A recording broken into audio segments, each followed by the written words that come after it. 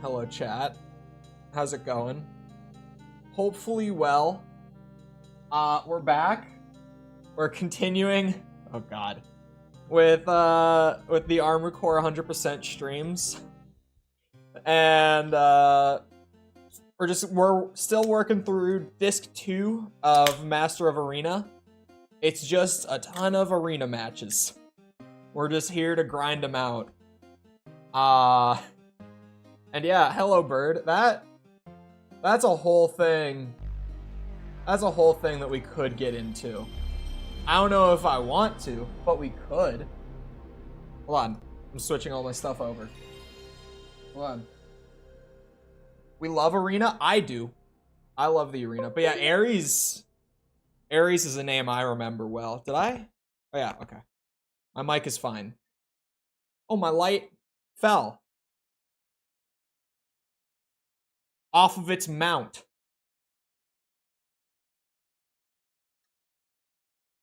All right. That's awkward. I'm going to have to remount my light real quick. It's like on the floor, kind of. It fell. I was like, wait a minute, where did it go? It completely came off the mount. So that's gonna be a pain. Because the way that I have it thrown together, I'm gonna need to get water. Which sounds concerning. It's not concerning, I swear. There we go. There's the garage music. Hold on, chat. I need to get water and remount my light. Well, actually, two-step process. I have to get it off the floor first. Oh wait, it's hanging by the wire. It's not. I don't have to go under my desk. I'm happy. I will take this win. Okay. There we are. Wow, it gets really warm. It's a ring light. All right, hold on. Need water.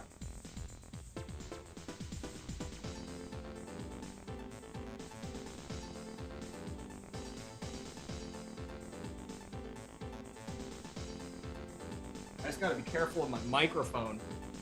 That's the one thing that's like, really don't want that to be a problem I have today. No streamer? Streamer's right here. Streamer is struggling right now. That's all.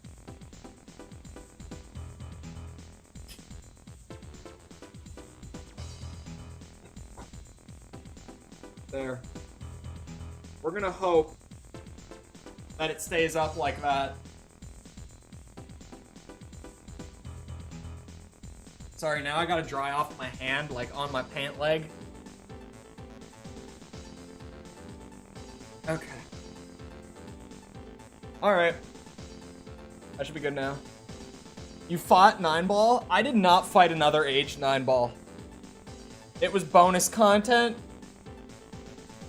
So I was like, well, okay, I didn't have the frame of reference for what the bonus content was at the time.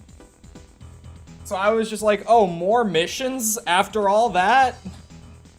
That's like the last thing I want. Dry off your hand. I had to remount my light.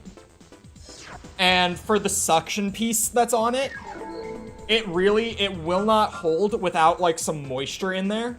So I had to go and get water from the bathroom. And now I'm realizing that I left the door open. Okay. The mount didn't come down. The light just fell off balance. For a second, I was about to freak out. There. No feet today. My dogs are out. So, hence the BRB screen just to stand up and walk across the room. No feet today. Water from the bathroom. That is the bathroom. The door was open. Because I had just gone in there to get the water. I actually have a really unexpected but funny update for chat today. So if you've heard me talk about it, I'm kind of like, yeah, I just want to break from doing like new games, right? Oh, it's this bitch. Okay, this guy was chasing me down with the sword and scaring the shit out of me. We'll hope it goes better. I was kind of like, yeah, I'm done with new games for a bit. I was considering Spider-Man, but too expensive, right? A new twist has come in on that. I am going to stream Mario Wonder on Friday. Because those reviews came out, and I was like, hey, that looks pretty sweet. Like, if this is actually gonna be a hit, if this is actually a good one, I'll play it, because it looked good. But I was kind of like, oh yeah, it looks good in terms of like a Mario game, and normally that's not really my thing. I don't want to spend $60 on a 2D Mario game, right?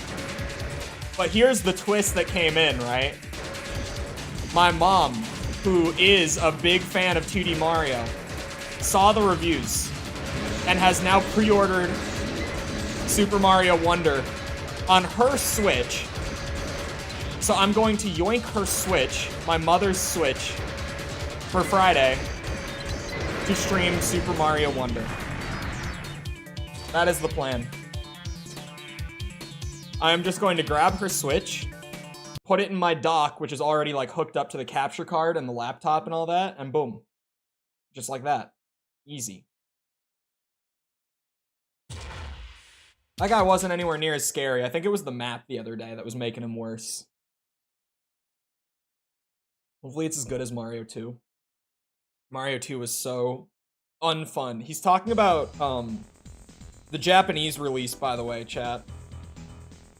And yeah, Bird brought up something interesting. I was joking the other day about like, oh, the comments on the AC5 video are a little brutal. People are angry that I like the game. And then on Twitter, and I'm not on Twitter very often nowadays. I really, to be honest, I just, like, I never sit here and think, oh, I should open Twitter right now. It doesn't happen the way that it used to. But it happened last night where I was like, oh, I just kind of like passively opened Twitter. And I found out that my Armored Core 5 video caused like actual drama in the Armored Core community on Twitter. And a lot of that drama was directed at me, personally. Ads? No? What? Alright. So, I'm not gonna name names here, but here, let me go on my phone. So, I tweeted about it last night, because I was pissed. Because I was pissed about what a couple of people in specific were saying about, not the video, but about me, right? I'll read you the tweet that I was like, okay, come on.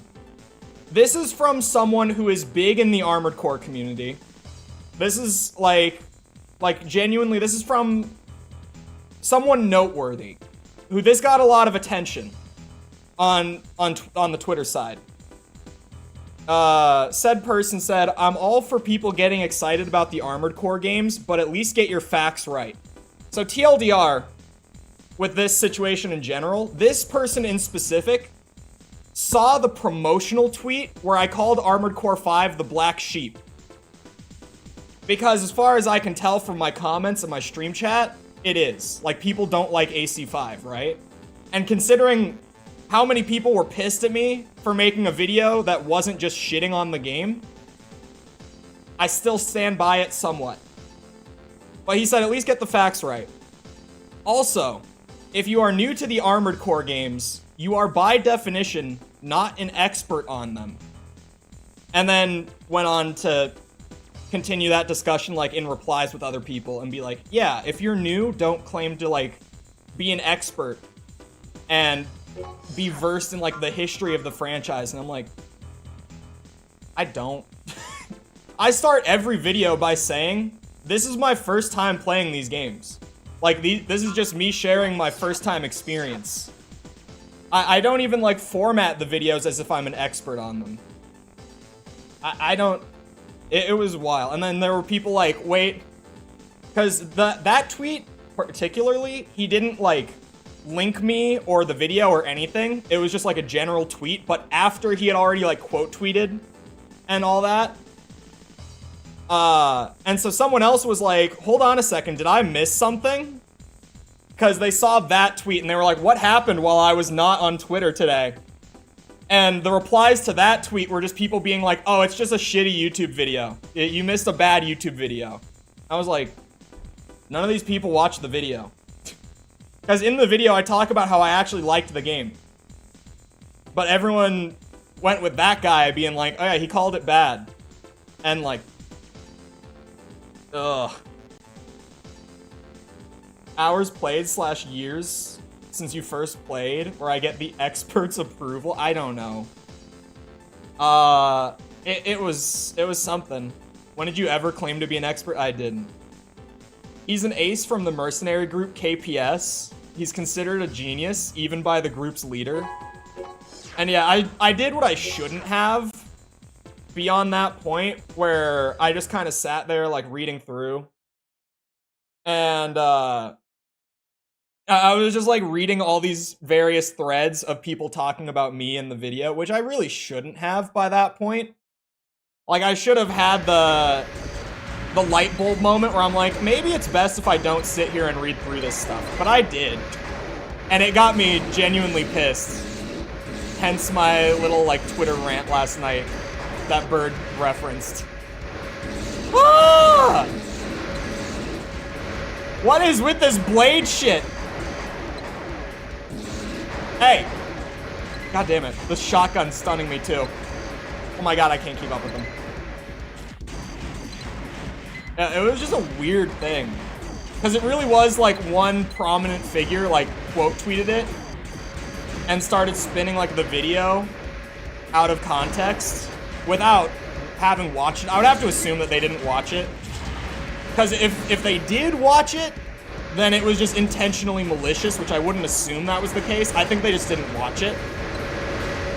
But yeah, everyone on Twitter kind of went with it. Did you get views from it? That's a good question. Did I? That's a good... See, Bird is the real one here, where he's like, okay, but did you win? That is... I've known Bird for a bit. I know that's where Bird is going with this. Hold on. I would have to get my calculator out for this. Hold on. I need my calculator during this replay, this great replay. So, that times that times that. You know what? I'll take it. I'll take it. I got like about 75-ish views from it. I'll take it.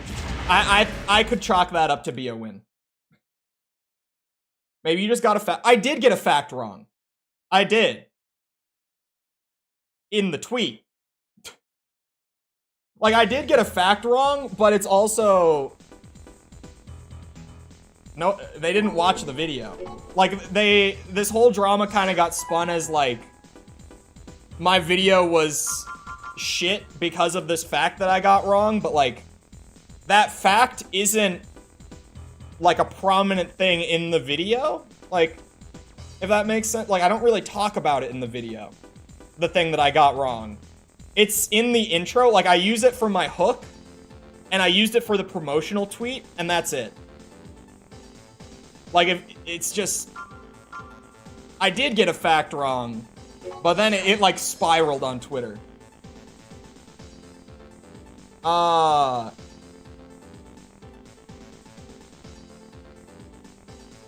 Dad, did you win? That was a did you win moment from Bird. A member of the Sahara Weapon Core Research Group. His AC is reminiscent of a knight in shining armor. You have to make a new video titled Big Drama with... No. I don't think it would go well. I don't see the reason for it. I think it's hilarious some guy who's claimed to fame as being an expert on an obscure video game that nearly no one cared about. Put that in the past tense, because now Armored Core is very much like spotlighted, right? After 6. But like prior to 6, at least outside of Japan, it was like very obscure. Oh my god. Oh my god! He's boosting with a cannon. He's my worst nightmare.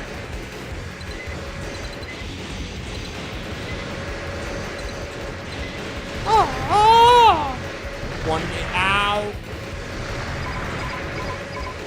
No, people are going back and getting interested in the old ones like I am. I found the tweet. There are multiple tweets, but Jess might have found the one that I read, I'm assuming. There were multiple.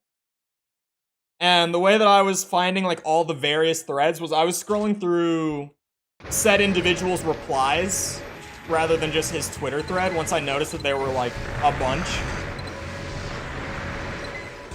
And I was just sitting there reading the whole discourse and I was like, what the hell? No one but me? I don't know about that. I don't know about that. Oh god.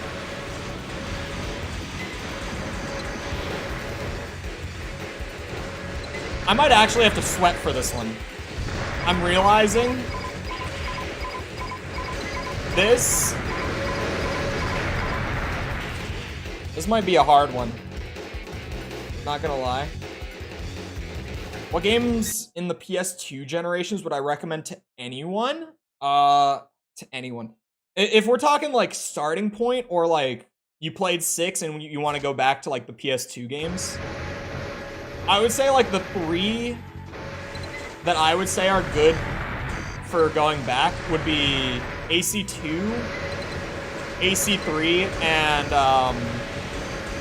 Last Raven. Like, I would go for any of those 3. They're all different generations too. Last Raven, I'm sure there are people that would say play Nexus first, but honestly, if I'm keeping it a buck, Nexus isn't that good. If you're gonna play every game and you're going back for that sort of thing, then I would say play Nexus. It's not that Nexus is bad, but it's not great. Last Raven is great. And Silent Line is great too, but I wouldn't play Silent Line without playing 3.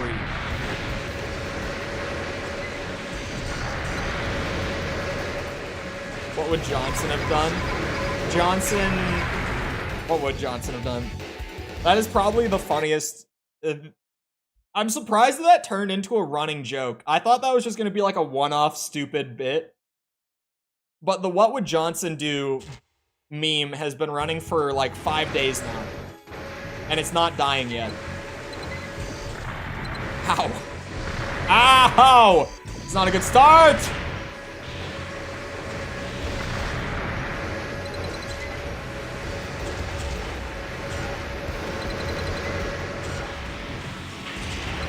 See, I can get, like, caught up, but now I'm out of energy. Oh, God. This guy tweets so much. He's active.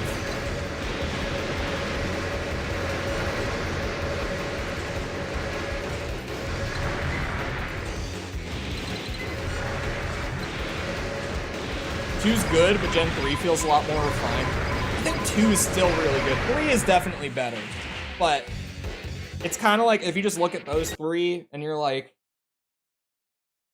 just which one of them looks good to you, sort of thing. Like, those would be the 3 that I would look at, if that makes sense. A lot of people on Twitter are insane. And no, that's why I tweeted about it, because I was like, oh, I feel better now. Like, once I ranted about it real quick, I was like, ah, better.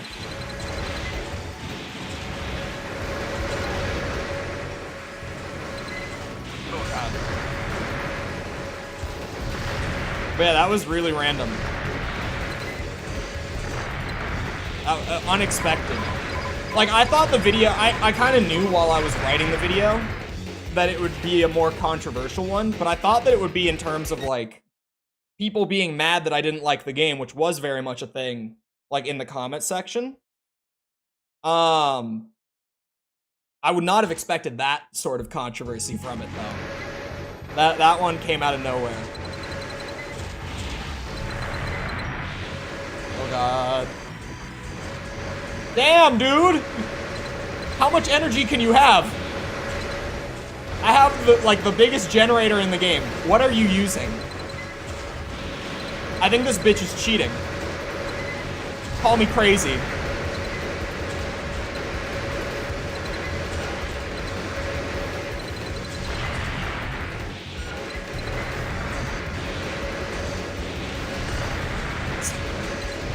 No!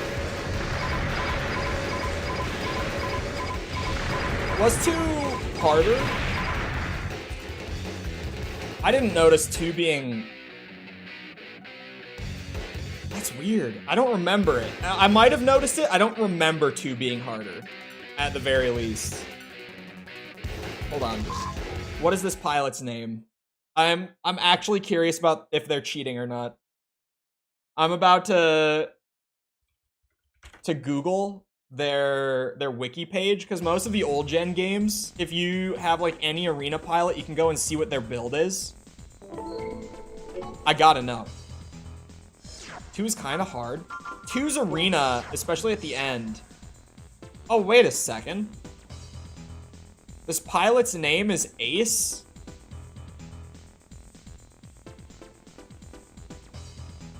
That's interesting. Anyway. I'll Google his AC instead. Tiefwald? Tiefwald. Hold on.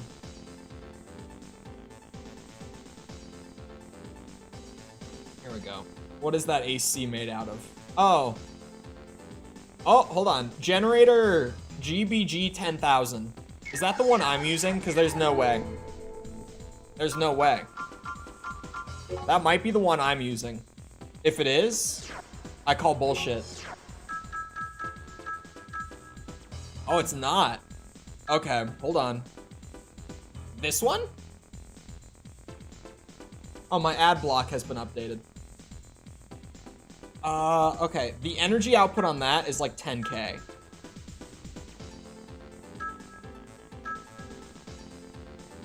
But the max charge is so much less. You know what? I'll try it. Maybe this is a better generator anyway, and I just got kind of carried away with the capacity on that one. You have a fragile on AC3 and a fragile and 4 answer. Oh, I didn't even notice that one.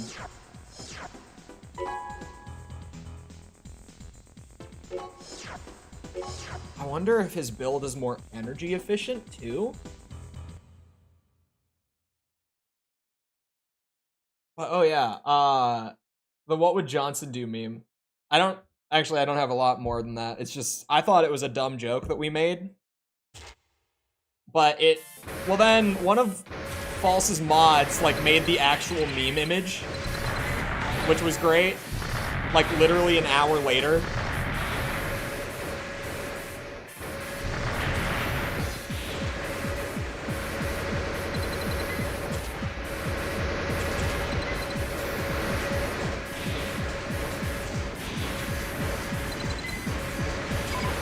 Damn!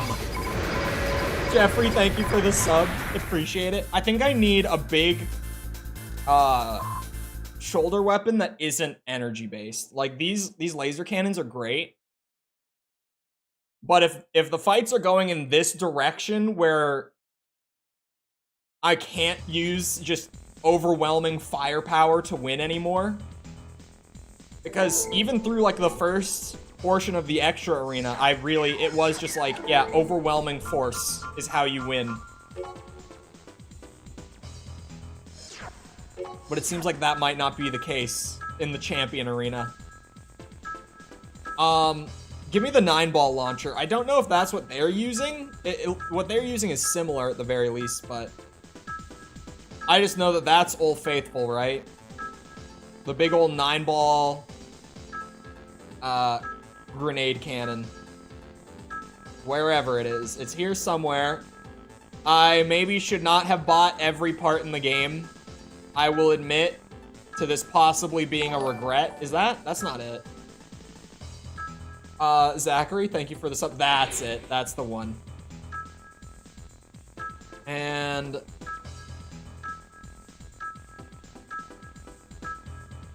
what could I put on the left shoulder? I'm trying to think. Maybe the chain gun? I don't know how good the damage over time with that thing is. But if I'm trying to have some weapons that aren't energy, let's try that. I need to get better at going back and forth between them. They aren't that far away in the menu, and I keep going through, like, the whole menu. The champion arena might actually kick my ass. Chain gunning's good. Tank build for grenade resistance? It could work. It would be a drastic change, but if I get desperate enough, I could change everything. Oh my god. Speaking of getting desperate enough to change everything about a build, I'm not gonna get into it that much. No, gotta not spoil and all that, but wait a second. He doesn't have the 9-ball cannon, does he? He has the energy one. I saw it. I saw it. He's not using this one. He's using, like, the triple-barreled, like, energy version of it. I'm sorry, how much did this hit you for? Oh, that one just missed.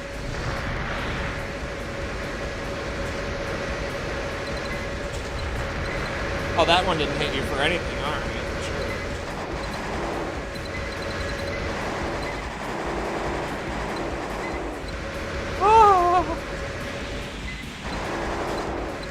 The way this guy moves, I don't like it. Shit.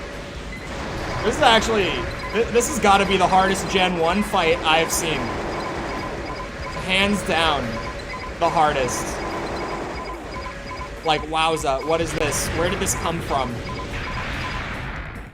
I think the chain gun might actually be a play. Like, Karasawa for a bit. And then when I'm low on energy, chain gun might be the move. What arena is this? This is the champion arena.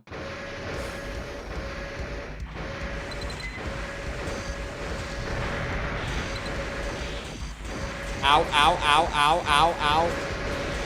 Son of a bitch. I might throw on lighter legs, to be honest. Are your arms what determine your turning speed in Gen 1? As well? I might need to turn faster. I might just generally need more speed here. If this is the way these fights are gonna go. I think normally arms are turn speed, right? Like in the old gen games.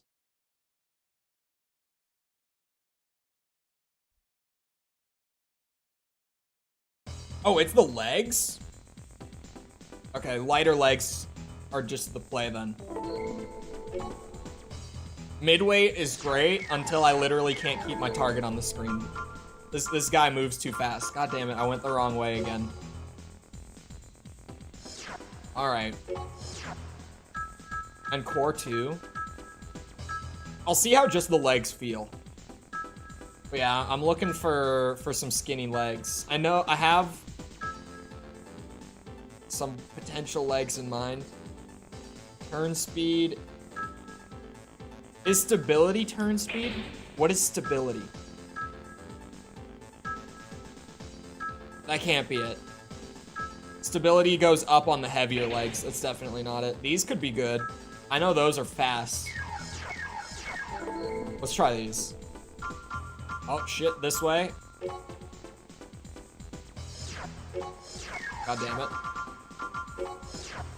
After this, I still have 3 more arenas to climb through. And the champion arena might take me a bit at this rate.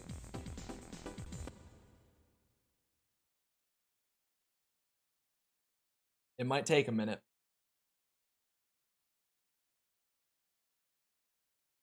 I was not expecting this. Without stun. Yeah, after I said it, I was like, that can't be right. If it's the bigger legs, it's gotta be something to that effect. Jesus Christ. He's still just so fast. Now it's a skill issue. It's no longer a mechanical issue. Now it's a skill issue. Ow, son of a bitch.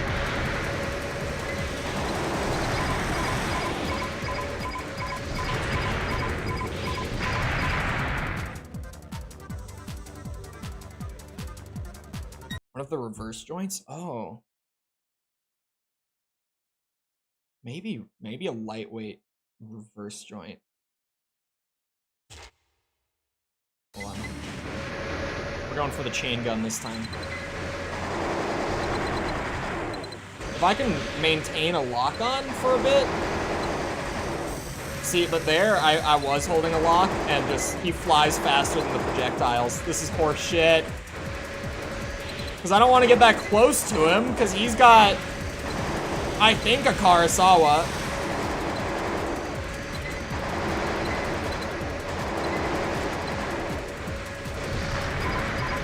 And then that thing. Oh boy, it's gonna be one of those where I'm just very overwhelmed by it. I mean, he cheats really hard. The generator shit. I'm using the same generator he is, and I don't know how he's flying around and spamming his weapons the way he is.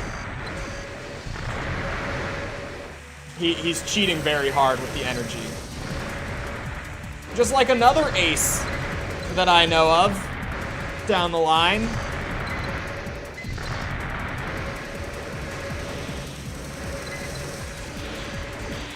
Jesus Christ. Just trying to outmaneuver him. And it doesn't work. It's a skill issue. Oh no. This is where the climb hits a bit of a speed bump. I might just... All of his weapons are energy. I could go for energy, defense, and speed, right? Hey, that was not my worst start.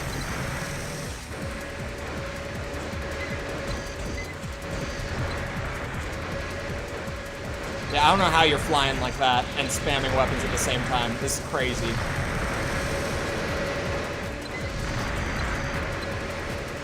This is some classic arena bullshit right here.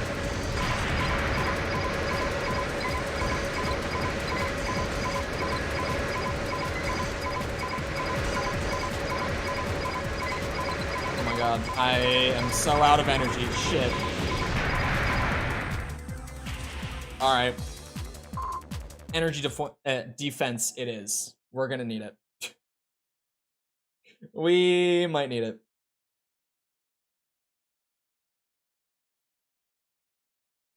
If I'm gonna get blasted that hard, I have a suggestion. Go for it.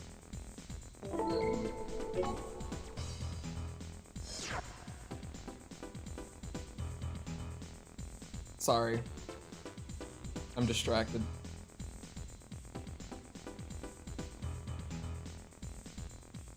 Man, question of the day is bullshit. How do so many of you like ketchup? That ain't right. No. I refuse to believe. I refuse to believe that many of you like ketchup. Look at his vision on the replay. Oh, because I can see the energy? Is that what you mean? I mean, he's cheating his ass off.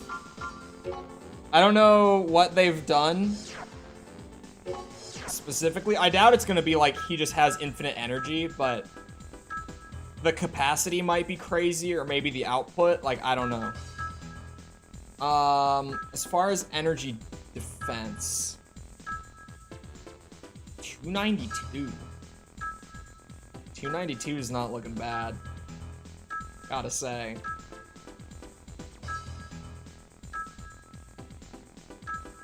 That might be the headpiece. Uh-huh. The energy defense on the head I've been using is actually pretty crazy. Can throw off their targeting while keeping them locked. Oh. Wait, I meant to change more. I like ketchup. No. Ketchup is nasty. 610. Also 610? Hold on. Hold on a second.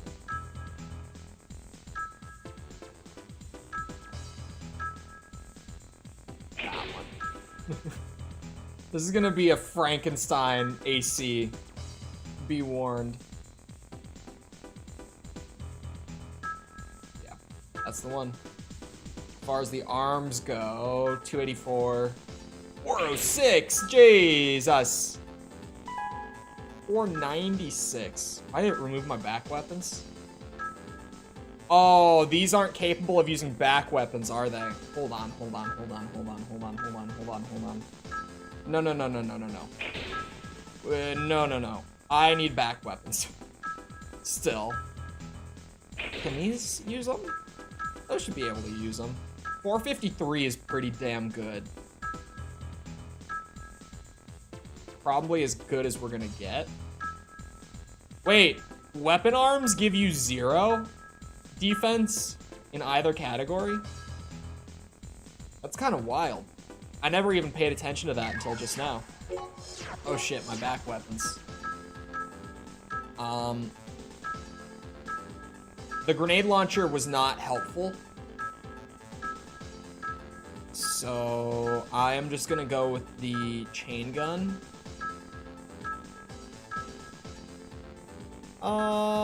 Maybe missiles? I don't know.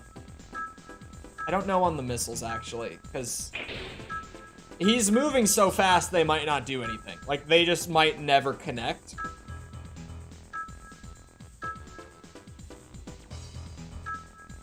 Hold on.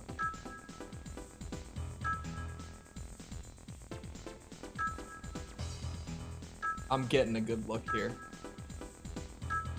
There are so many types of missiles in Gen 1. Is that all of them? I know that when I first played, one of my favorite missile, it was this one, the box. I liked this one. So I'll go with it. Let's see. Pitted for energy defense. Did not change the legs yet. Oh wait. Only because I think the speed on these legs is good. If I can use these legs, I will. If I really need just more tankiness, like if I end up getting consistently really close and I just need that little bit more, then I might change them. But even then, I probably won't. Come here, big man.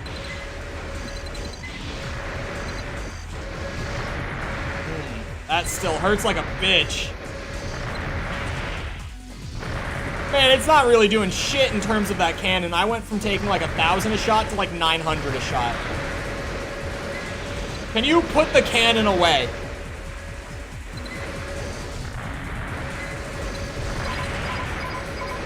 Oh my god. I think he's trying to get behind me.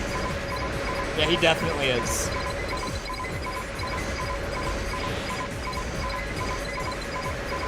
Yeah, he's definitely set up to get behind you.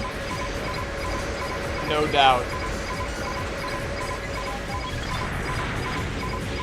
Okay, this setup, I feel like it can work. The boosting backwards is actually a very large improvement. I feel like I used to do that too. I feel like that's a lost art of mine since moving on to the new gen, where it is kind of more about like circling and stuff.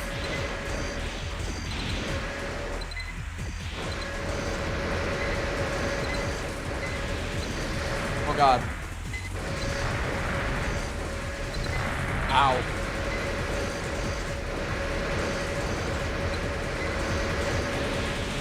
I should have hit him with Moonlight there. If I had thought of it in time, that would have been a huge play. Son of a bitch. Let these shots connect, man.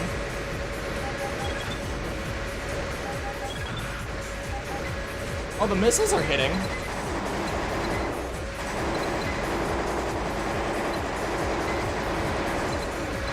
I think this setup will work. We just get a good run in. We get past the skill issue. This is probably a working setup. Oh my god, he went so high on that one.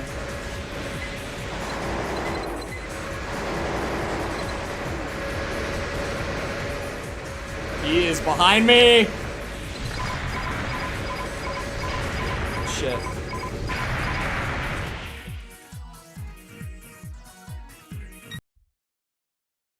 You're with these boosters by choice? Are these shitty boosters? To be honest, I haven't changed my... Wait a minute. Those look like the default boosters. Am I wrong? Are these like the default AC boosters? Someone please tell me I'm wrong. How did these get on here? How long have I had them?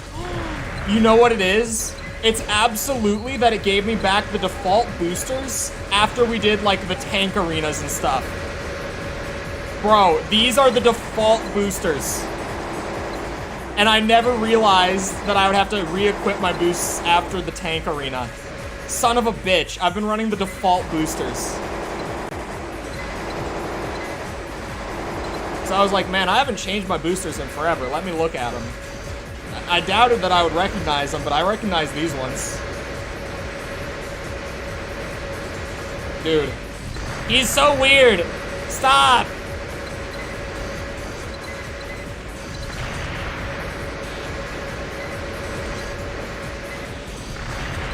How did both of those miss? I feel like that was a golden moment for getting some shots in.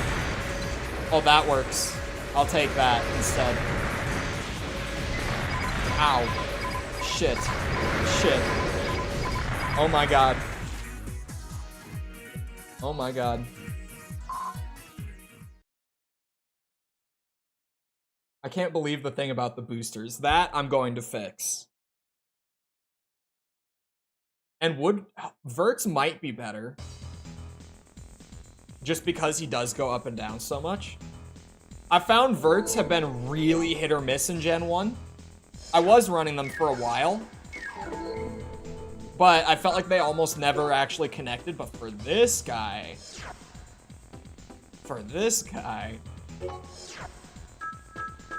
It might be... Hold on, the Verts are over here that I was using.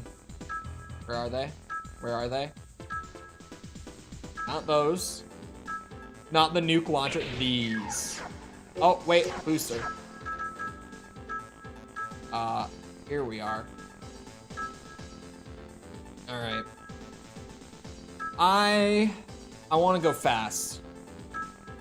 I think these might have been what I was using before. Yo. Those have got some boost power to them. They're probably going to drain a lot more. They do drain more. But those... Yo, these...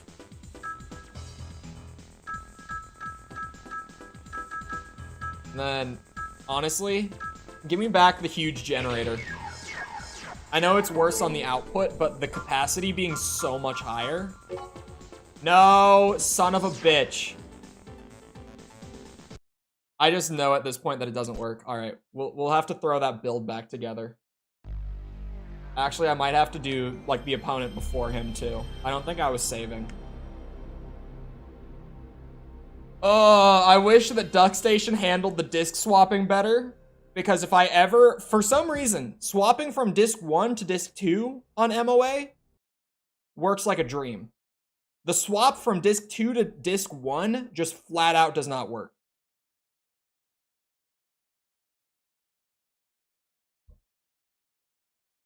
Where he's stuck moving on the ground and then realized he can fly? I don't think so. I don't think I saw that.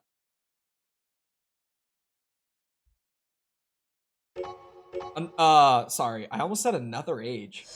For answer is one that I'm looking forward to getting back to for the one, both of the Gen 4 games actually. And now Verdict Day. definitely. That like actively participating in their video games? I mean, yes. But like, I'm one of those people who like, gameplay is king. And yet I love old school.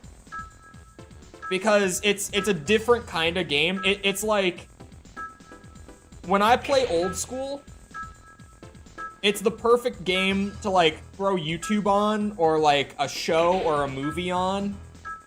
And then like kind of play old school in the background. It's a great chill game to like offset other games, right?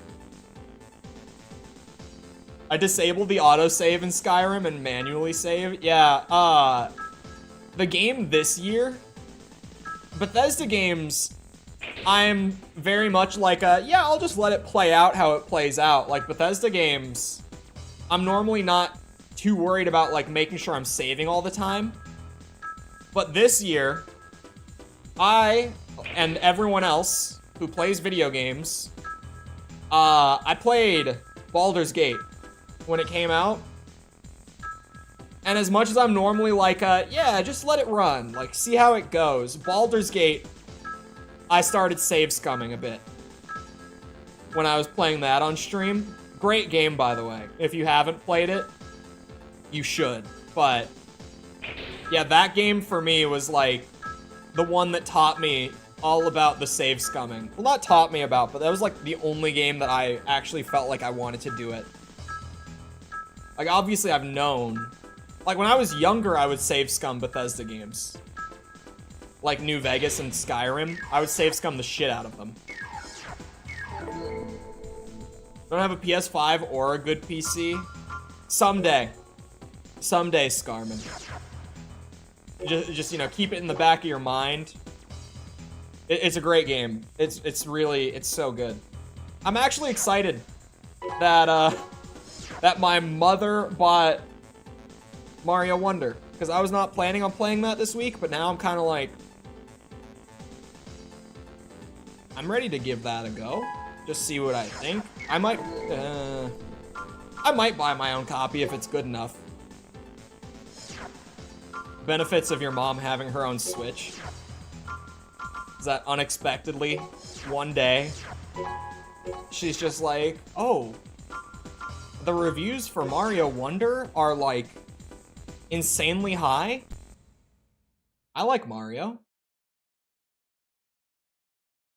I watched Spiffing Brit about the glitches of Skyrim. Changed my gameplay. I've seen some Spiffing Brit stuff in the past. I know exactly what you're talking about. Because, yeah, I love that his whole thing is like, how badly can I break any video game that I touch? And he even, he does the same thing with YouTube, which is how I found him initially. He does like how bad can I break the YouTube, like, systems? And it's pretty incredible. One of my favorite experiments that he ever did was when he found out that if you schedule live streams ahead of time, YouTube, for the most part, doesn't really, like, send out the scheduled stream until, like, 30 minutes beforehand, and then it will start sending it out to a ton of people. So he and a bunch of, like, people that he got in on it were all signed into this account, and they were essentially, like, edging the stream, where they would have it set to go live in 30 minutes, but then every time that 30-minute mark came, they would push it back another 30. And they were seeing, like, how many people can we get in the waiting room if we do this for, like, 3 days straight? And I think they had, like, thousands of people in the waiting room for this stream that never went live. That one was pretty amazing.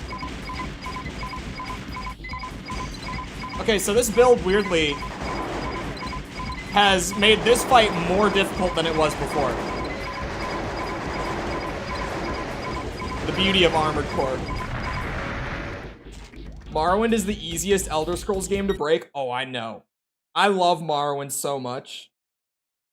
But Morrowind, I know about the stuff like getting infinite health and stamina and all that in Morrowind, and like the spell and alchemy, or sorry, the spell making and the alchemy stuff, like the custom potions and all that. You can break the shit out of Morrowind. I have to like actively hold myself back. Like it's kind of forbidden knowledge to me.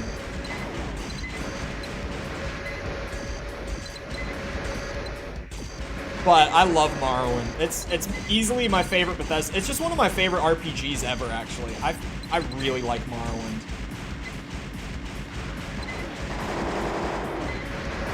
It's one of those games that I had as a kid that only got better, like, as I got older.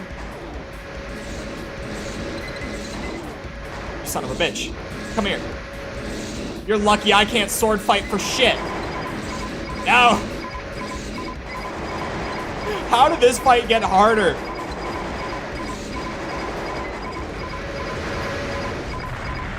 Can't wait to see what we get with an AC6-2. I would argue Oblivion is more broken. Oblivion might be more broken. I don't think I would disagree. In all honesty, I wouldn't personally know as much because I don't like Oblivion. This has been one of my hottest gaming takes for years. Most people who hear it are like, what do you mean you don't like? I've never liked it. Like, even when I was a kid, I would just rather play Morrowind. And when I was a kid, I didn't know why. But now I understand why. At least, I understand reasons why. I can't tell you why I fully dislike the game. But I can point to things that I'm like, this is definitely part of it. Like, Morrowind combat, people don't like because it's just dice rolls, right? But for me, even that is more appealing than, like, the more kinetic setup that Oblivion goes for. But then, like, once your character is past, like, level 15 in Oblivion, the game just feels like ass. And even before then, it doesn't feel good. Like, you just end up dealing so little damage once the enemies scale with you in that game. And if you exploit it, you can avoid it. But it's like either you exploit it and you completely break the entire system, or you play like a normal person and the system just doesn't work. It's really not right. I love the personality that Oblivion has. Like, Oblivion NPCs, obviously, are just such an amazing gift to the world. Come here. Don't let me lose this on a 36, you bastard. That one should have hit. It would help if I could use swords at all in Gen 1. I really can't. Shit. Shit. Oh, he's on top of me. Yes! Bastard. All I needed was for him to lunge into it. Feels like tripping without drugs already. Hottest take is that Daggerfall is better than Skyrim. I don't even think it's that hot. Well, it's like, in the general public, when it comes to gaming, like, Daggerfall being better than Skyrim would be a hot take. But among, like, Elder Scrolls fans, it's a pretty, I wouldn't say mild, it's like a moderate temperature take. Where it's like, it's not really a hot take or a cold one. It's not like everyone agrees, but there's a good amount of Elder Scrolls fans that do feel that way. That fight, either I got lucky the first time or the build made it way harder. I think it was the build that made that worse. So let me save. My opinion on Mitski's recent... Who's Mitski? I mean, that already tells you that I don't have one, but... Who... Mitski. Oh, shit.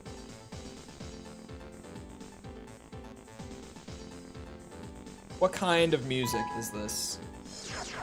Well, what? I'm looking for the genre. Hold on. Hold on. Daggerfall Story is a fever dream. I haven't... Daggerfall is the only one that I haven't played yet. I have unfortunately played Arena. Of course, never to completion, because holy shit. Okay, I'm not really getting an answer on the genre. Art pop. Okay, it's art pop.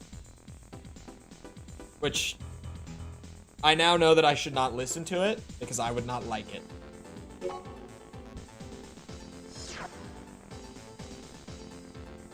It's a yeah, kinda type take. Yeah, it's like there's a good amount of people that in the Elder Scrolls community, like in the more dedicated fandom, like people who really like Elder Scrolls consistently, among that group, you will find a lot of people who like Daggerfall is just their favorite Elder Scrolls game, like flat.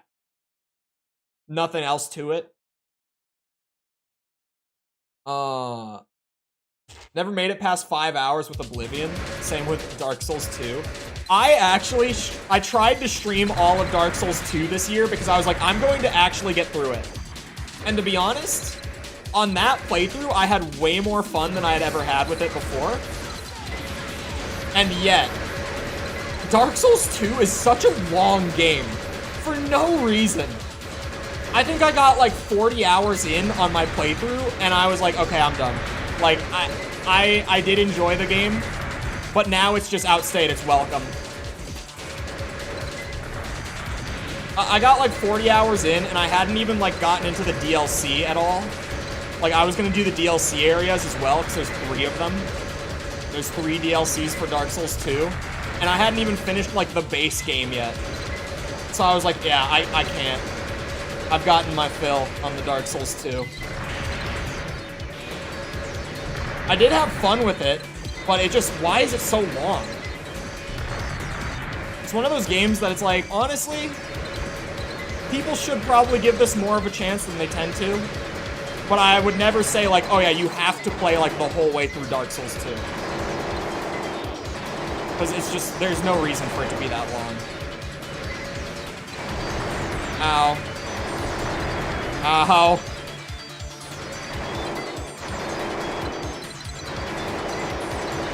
God damn, this guy... Hold on, let's try the verts. Oh wait, those hit him. Oh! Oh, I should have been using verts the entire time! Verts were such a shout. Those were great.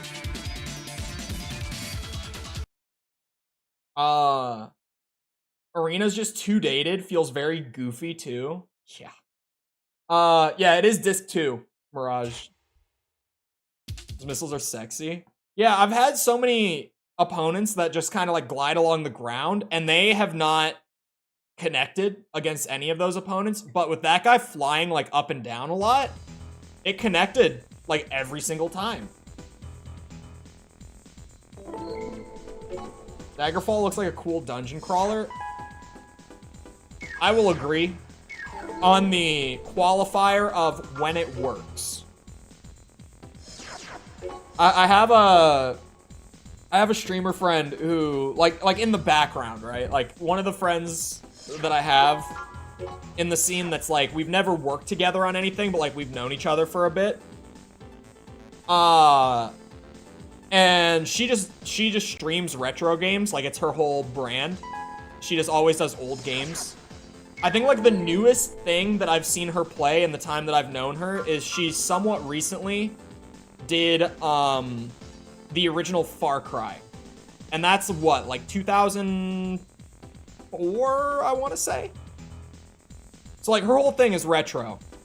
And she played Daggerfall for stream. And she was like, yeah, the game is good, but holy shit, I'm saving constantly just because the game breaks. Like, it's one of those games where you just have to save, not because you might mess things up, but literally just because the game might just, like, actually lock you out of continuing.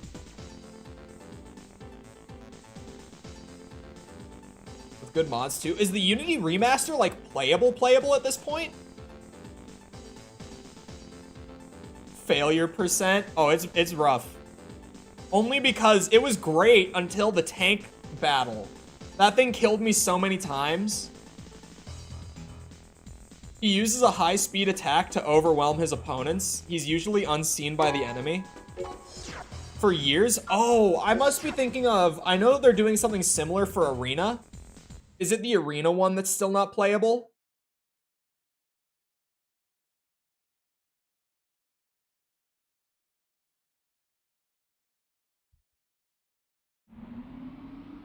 You ruin your pure save data? Yeah, I'm not worried about the success rate. For me, it's like, as long as I get through it all, I don't need to get through it all in like one perfect sweep, or I don't need to like save scum it just to get through it perfectly. As long as I get 100%, I'm fine. But yeah, I recognize the finger. I know what that thing is. I used that thing a lot. Woo! Hold on, I need my energy back. That was a lot of flying. Is he like running along? I ran into the finger right after talking about how scary it is. Oh my god. It's okay, he's gonna be out of ammo, chat. Don't worry. Oh boy.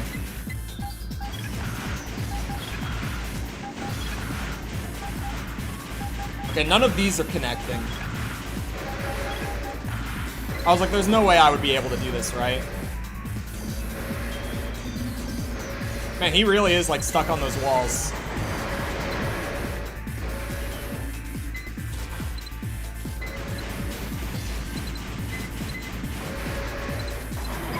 Ow, son of a bitch.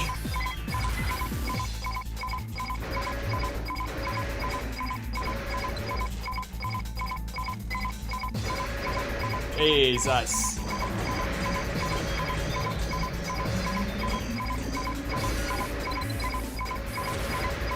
Oh, he got over the wall! I think he's out of ammo. I think if he wasn't, I would be dead. Oh my god. That scared that was like an actual jump scare. Jesus Christ.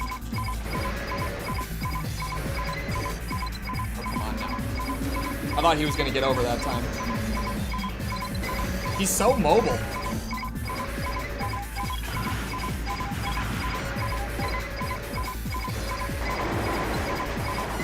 Oh boy, I'm moving too fast. I can't keep up. The skill issue is real when I start moving that fast and I can't even keep track of him. The slowdown definitely doesn't help. From the chain gun. It just makes it so choppy, it's hard to keep up. Oh, come on. He is out of ammo, I've actually never seen it happen in Gen 1. Thank you. Oh, Daggerfall has climb? Oh yeah, Daggerfall has like actual wall climb. I know that I've seen that. Like, you can pretty much be like a cat burglar and like climb up people's houses from the side and sneak in.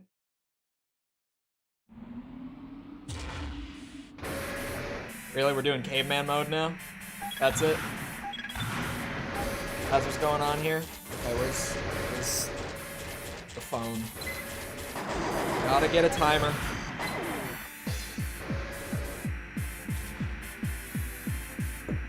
Alright, caveman mode it is.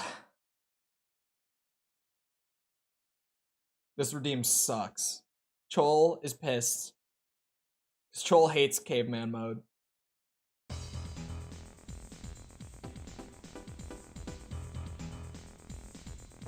They haven't used it since? I know.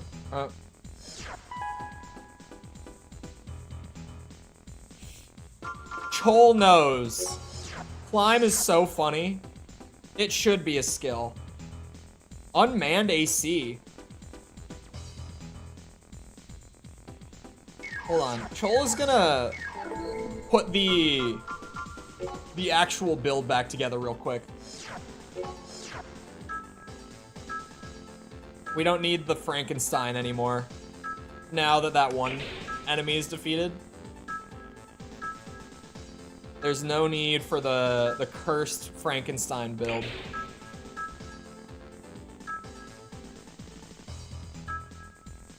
Although the legs are kind of sweet. Chole might have to go back to these legs just for the movement. What legs? These ones, right? Why does that not feel right? Was Chole using those legs?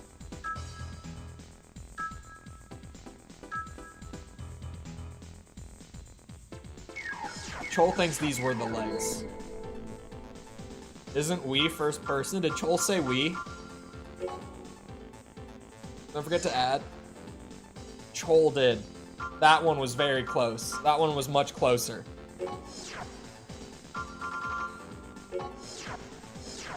Actually, the auto lock on Chole's phone is on. There we go. Just in case.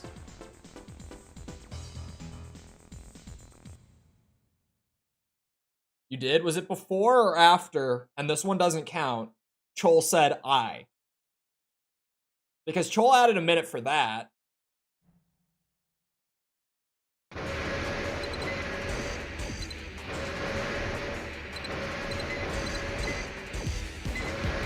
Before Chole was even a minute into the redeem.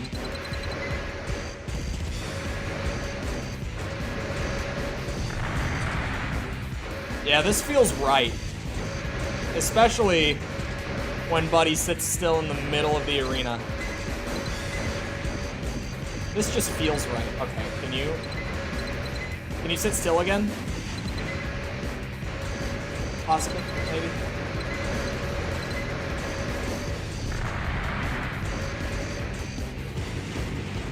That works. Actually has real space. Oh, Arena! Arena is infinite space? What generator? The huge one. The really big one. That honestly is not balanced whatsoever, and there's not much reason to not use it. Unless you're using the one that has slightly more energy output. But it's like you get... What is 1/9 in percent? Chole has to think real quick. You get like 11% roughly more energy output, but you cut like 30% of your capacity for it. So it's kind of a weird toss-up for that one. Compared to this I'm talking about. Shit.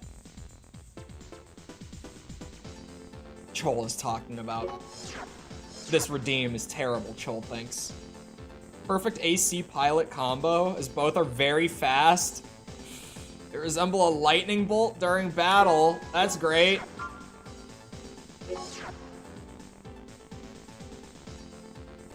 Using second person a lot? What is second person? Because of the all red bar on the one that Chole has equipped right now? How like almost half of it is red? It is a downside, but even to hit the red zone, that's still about the capacity of the higher output, like alternative.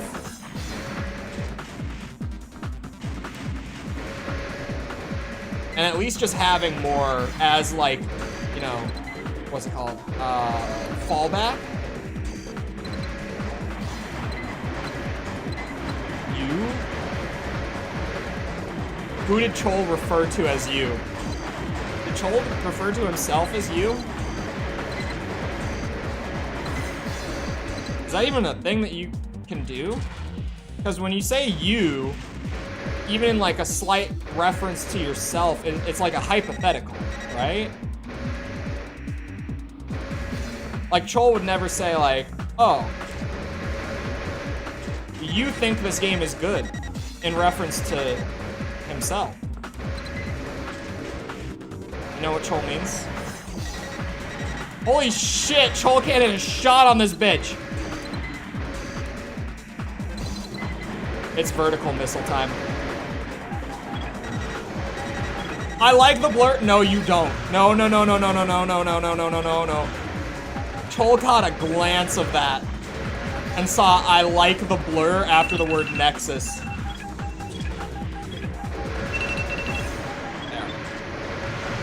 There's no way. This has to be meme. This is bait.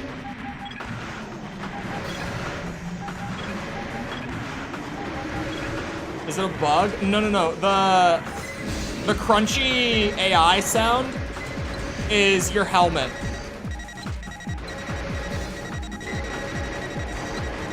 This is what you would do as second person. But then I'm actually talking about you. I'm not talking about me if I say this is what you would do.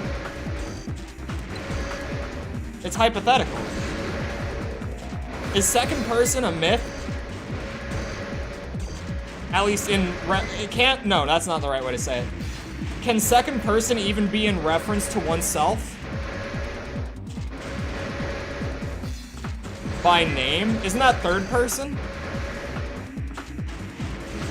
Ow! Alright, I got nuked. I got nuked.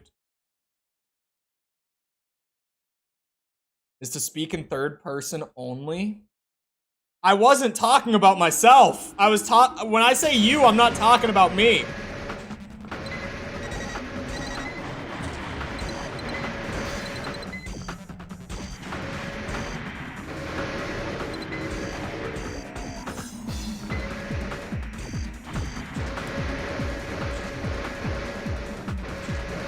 Caveman Chole is third person. Oh, wait. Wait. Chole. Wait, I don't even have to say that anymore. The timer went off in the middle of the last round. I think I understand what is being said here.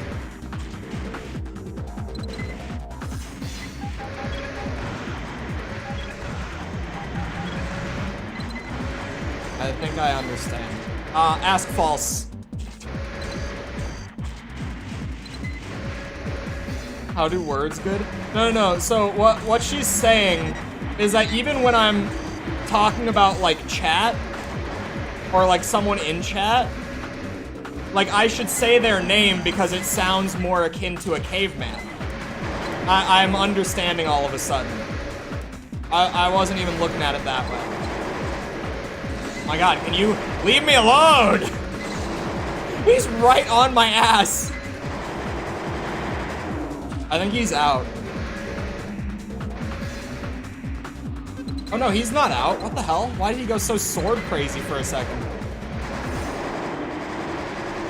He's definitely not out. Why is the chain gun not shooting down? Jesus Christmas. I am not even keeping up at this point. I'm so lost. This might be a missile fight, I'm not gonna lie. The verts might be the biggest play. There you are.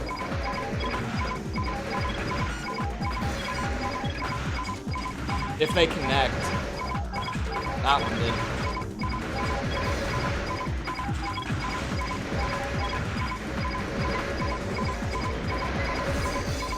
He has Moonlight, so I'm really scared of his sword. Not that it would matter what sword he has at this sort of point, but in general, I'm scared of that sword because I know that it's Moonlight. I saw him shoot it. Oh my God, he's getting close.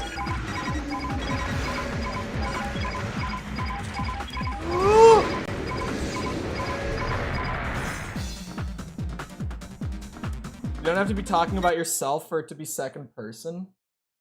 Yeah, I was just confused.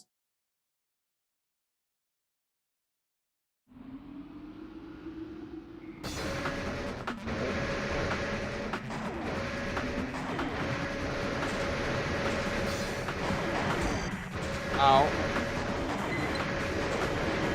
Ow. Can you leave me alone for a second? Oh, that would have been perfect timing for Kurosawa to be out, actually, right as I swapped it. That was unfortunate. I do think using missiles primarily in this fight might be the way. That seems like, for these guys that are super flight heavy, the verts can really nail them a lot of the time when shooting wouldn't be able to. Damn, dude! Not to mention I don't have to burn my energy using it. That word is not allowed for caveman. Whoa. Look, when I said ask false, I meant just ask her if she does that. Hello. Why are you moonlighting at me, sir? Jesus Christ.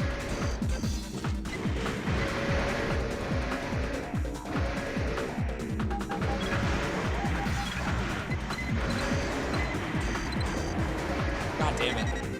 I think the map might be the reason that the missiles aren't working, because they're just hitting the geometry every time. Like, I'm watching it happen. Verts would be the play, but because he keeps getting, like, stuck on houses and walls and stuff, they're hitting the house or the wall and not him.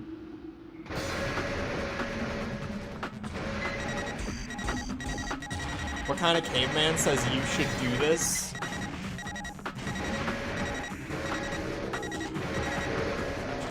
She'll take your side because I'm right. I almost think she's right. She is right if she takes my side, of course, but because I'm right.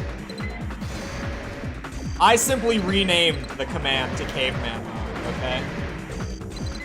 Because it's easier to remember than third person. That's the only reason I changed the name.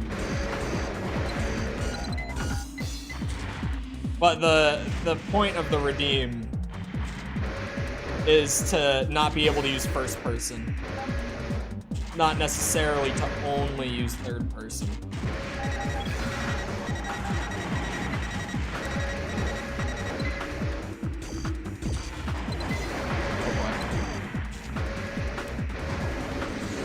Oh god, I can't even see. Screenshot saved? Why the hell did Duck Station just save a screenshot somewhere on my drive? Did I even see that pop up? Oh god. I hope it's not my keyboard. I spilled water on my keyboard this morning. Like, on it. Like, it got in there somewhat. And I was pissed, but it seems to be working fine. I finished writing a script afterwards, and there were no problems. So it seems like it's fine. Oh my god, what is the Kurosawa hitting there? Oh, it's probably just buildings and stuff. I was like, he was basically sitting still. He does have really good energy defense. Why is it saving screenshots? It might be my keyboard. Is there a keybind? Oh my god. What the hell is happening? What is the keybind for this? Oh my god. What is happening?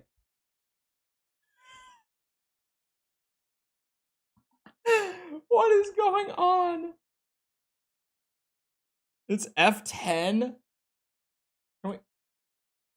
Oh, Jesus Christ.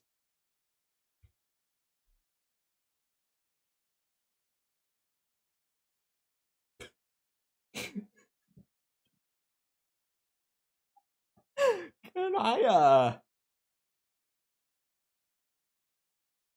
Which one of these is my keyboard?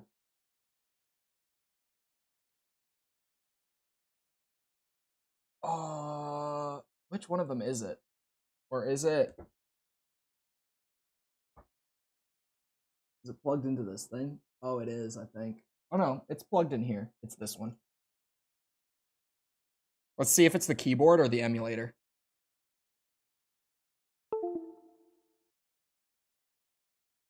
It is not the keyboard. That makes me happy, because that means I don't have to replace my keyboard this week.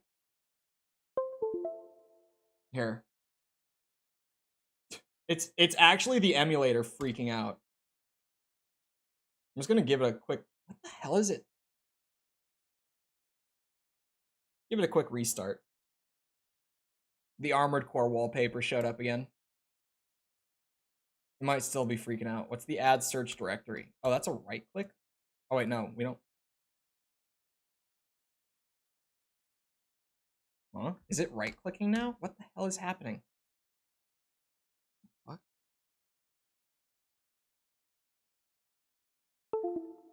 Hold on, I'm trying this one now.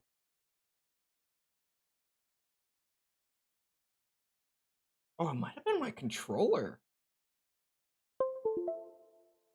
Plug it back in. Nothing's happening. That was a lie. Is it still doing it? It is still doing it. What is this?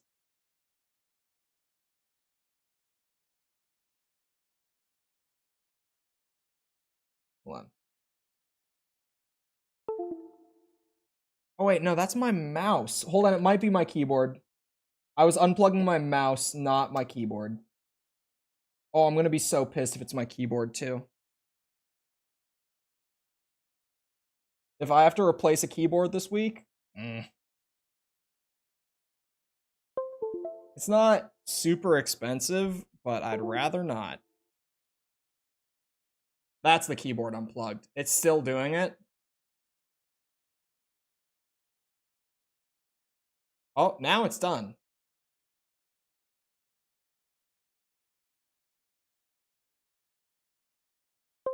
Is it my keyboard? Make sure to clear it. It was saying like, oh, it already exists. So I think it's fine. I don't think it was actually making that many screenshots. It kept saying this file already exists. So I don't think it's actually saving them. Unless I'm mistaken. I'm gonna plug it back in. The keyboard that, oh. Well, I'm not using it right now, so. I'm gonna have to replace my keyboard. Son of, oh. How am I gonna start editing tonight? We'll get to that when I get to that. Hello? You are watching this emulator break in real time. Oh. My keyboard isn't plugged in. Because now it wasn't taking my controller input there. Now it is. Okay. It just needed a reset. Let's hope that doesn't throw the fight. I'm so like out of the loop now. I lost my flow state. Not that I was ever in it. Oh, welcome back, Space Jam. They only find 1 terabyte of Master of Arena screenshots. The same screenshot, by the way. I'm going to prison for life. Hell, I'm going to the psych ward. If they find that, like a terabyte of the exact same screenshot in like a 25-year-old obscure mech game, it's over.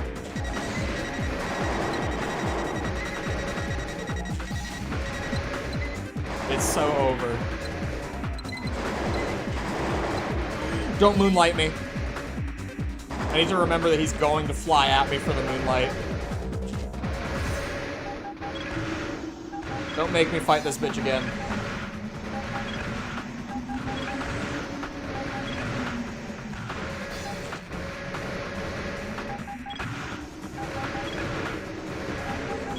God damn it, it hits all the buildings and stuff.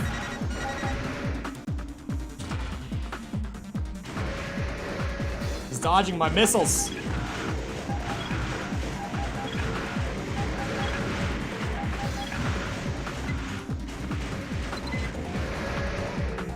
Dodge this, you son of a bitch!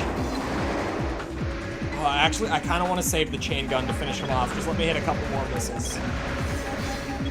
Oh, how did that not hit? That's so horseshit.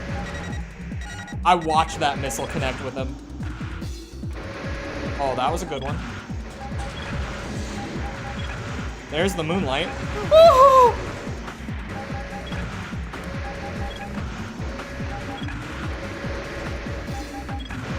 Just found out about American bread and I am sick. What do you mean just found out about American bread?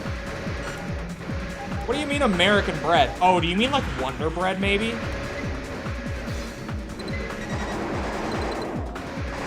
Like the insanely fake bullshit like white bread?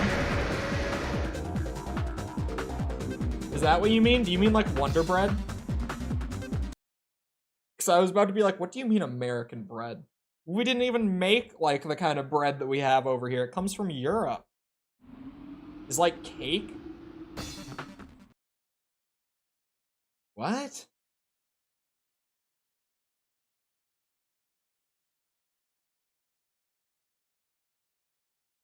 Wonder Bread is a PTSD trigger since I'm so terminally online. I, of course, have no idea what you could possibly mean by that.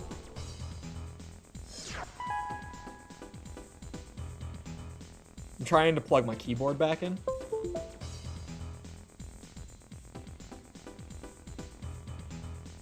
Maybe I don't have to replace my keyboard. What if it actually... it might have been... Oh, no, it's happening on my second monitor now. It's happening, but it's over on my browser. Oh. I clicked the F10 key, the key that it was spamming, and it just stopped. I did that once before.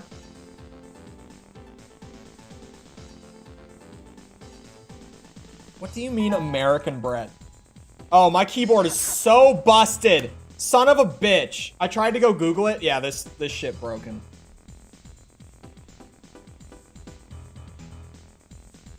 Oh, it's so broken. God damn it. How did it take this long? I spilled on it hours ago. God damn it. I think I have a backup keyboard in storage. I think I have my old keyboard.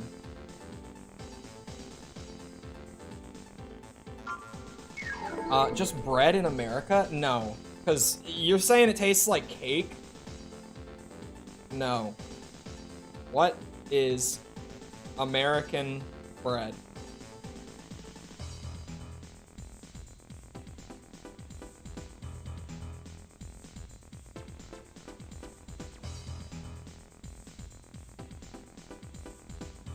What? What the hell is this? Wonder Bread? I googled it. Yeah, Wonder Bread is bullshit bread. Even here, people recognize that Wonder Bread is bullshit bread.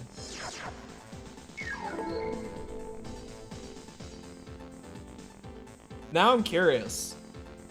Because there is, like, look, there's an article that's like, what is, oh, it's not gonna focus on my phone. Nope, it's not gonna focus on it. The article I'm reading is literally headlined, "What is American bread?"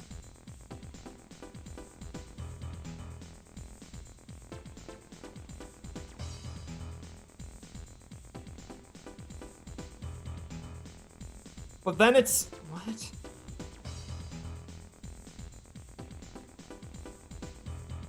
I'm so confused. This one? Yeah, like the loaf. Is it just the style of loaf? Because, like, that's a thing. Like, our bread loaves are all kind of, like, in that shape.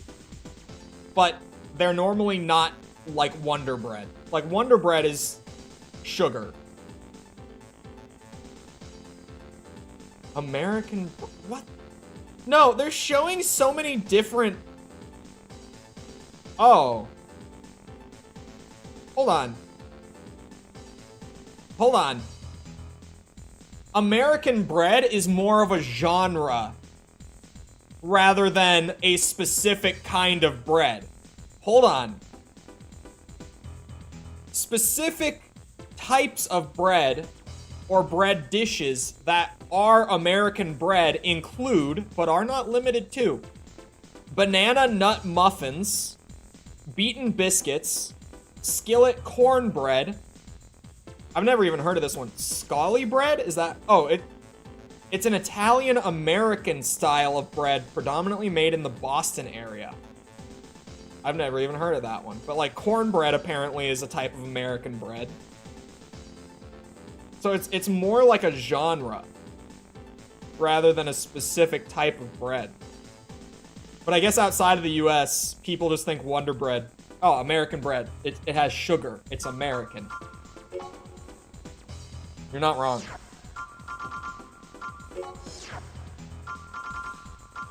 But I was very genuinely confused for a second. I'm like, our bread is Bread. What are you talking? For a second, I was like, what do you mean American bread? At least my light is still mounted. I'm pissed about my keyboard. Hold on. I can try one final test with the keyboard. If the keyboard's already busted, and I'm down to my last resort, I might as well give it the old... Now it's just not inputting anything. Oh, there we go. Now it's on. Yeah, and it's... So what it's doing is it's like spamming /- Yeah, those keys are busted. I could probably open it up and fix it, but... No way that worked. Did you guys hear it? Did you guys hear it? Did you hear what I just did? Hold on. This is so funny that I have to just show it. If you did not hear it, if my mic didn't pick it up properly, what I did is I gave it the good ol', if it's already broken, might as well give it a good forceful smack, roughly in the problem area. And now,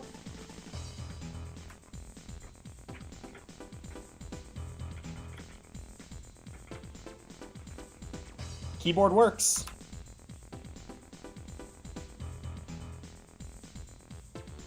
I genuinely, I was like, well, if it's broken and I don't know what else to do with it, might as well. So I gave it a good forceful hit and it works now. It's fixed. Have you guys seen the video where the TV is broken and there's a guy like standing there like eating food out of a bowl, like right in front of the TV, and it's all messed up, like the picture is just distorted as shit? And he just flips the fork around and he like stabs the TV with it real quick. He just gives it a good jab right into the screen and it fixes it. I feel like that video right now, where I actually just hit the shit out of my keyboard and now it's fixed. I'll take it. Believes AC creation is an art form. It is. He uses a laser sighting device to detect his opponents.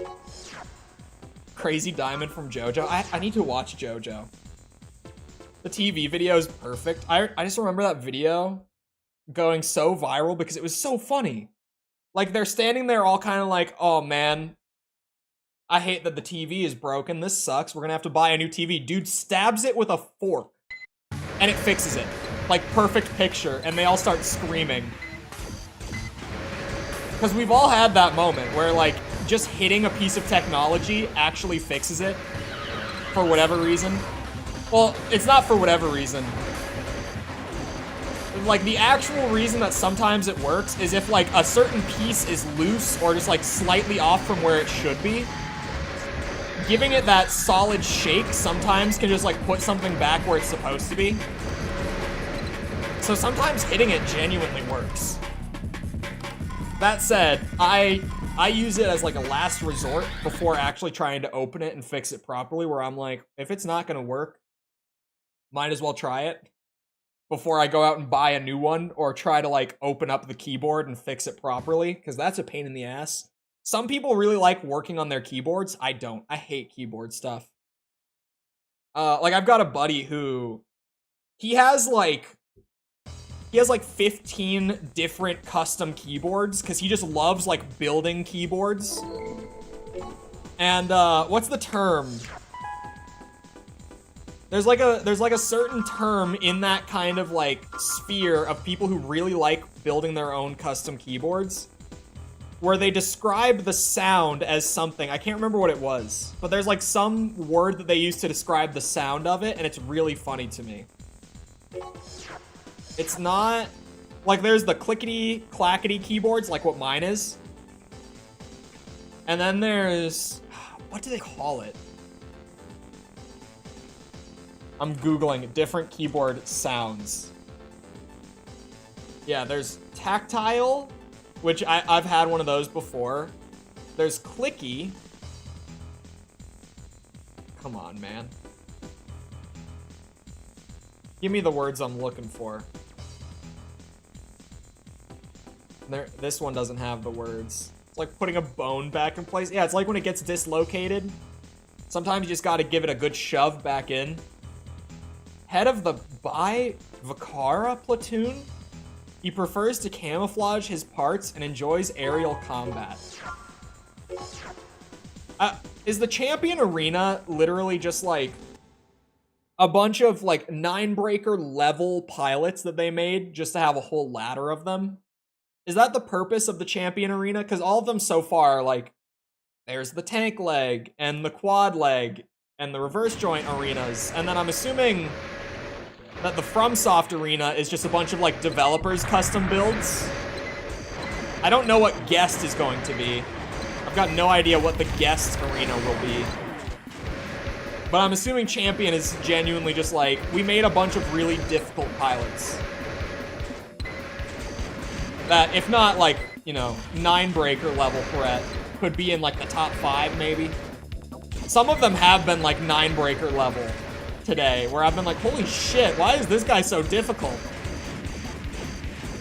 There's been a couple pilots that I've gotten stuck on today. This guy thankfully can't seem to keep up with me.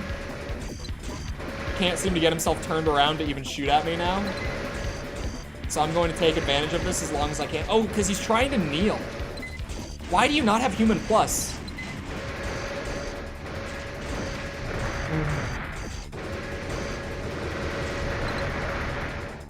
We're made with the ranker maker.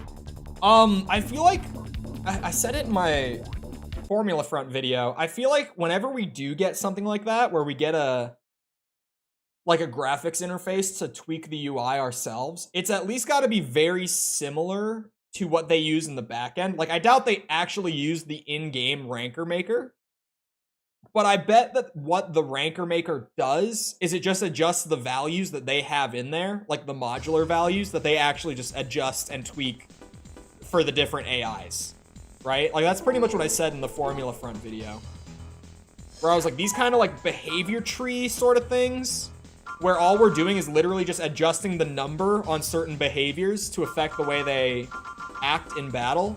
That's probably what they've been doing since like AC1, right? It's just they have like this whole system, and based on number scaling, they behave certain ways. Prefers long-range, high-speed combat.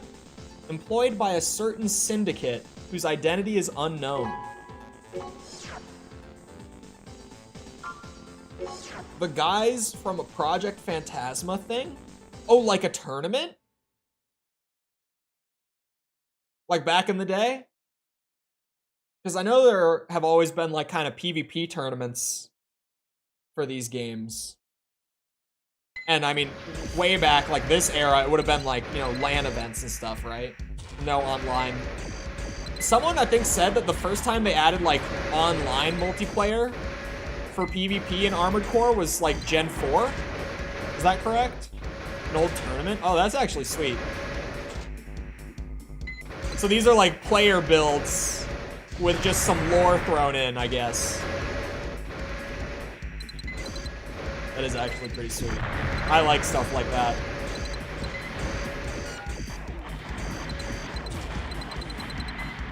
Oh, you are a bitch.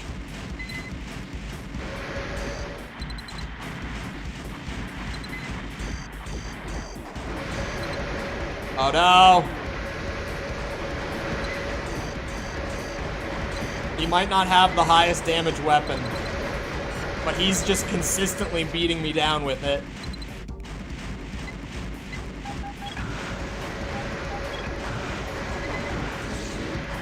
He has Moonlight. I feel like every single pilot in this arena has had Moonlight.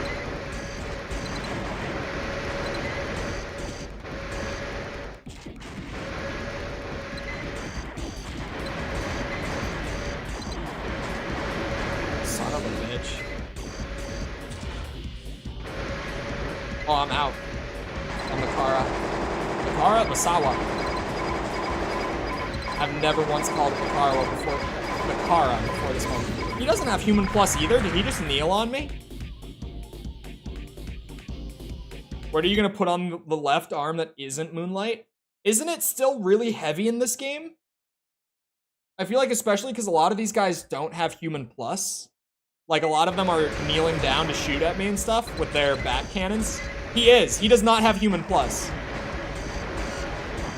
I feel like it's wild that, like, even with weight restrictions, they're running such heavy weapons. But maybe it's just been that long since I actually had to build a build with weight, and I'm just crazy. I mean, for me with the no weight restriction, it's one of those that's like, yeah, what else do you put on the left arm? Oh, he just hit a bunch of landmines. I definitely am not going to complain about it. Why did my vert missile not go vertical? What was that? I need to turn my phone. There we go. To where I'm not getting notifications. It keeps popping up and distracting me with stuff. Because like a psychopath, I have YouTube comment notifications on my phone.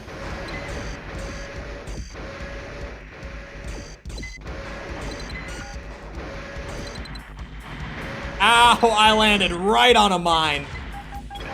Ow! Son of a bitch!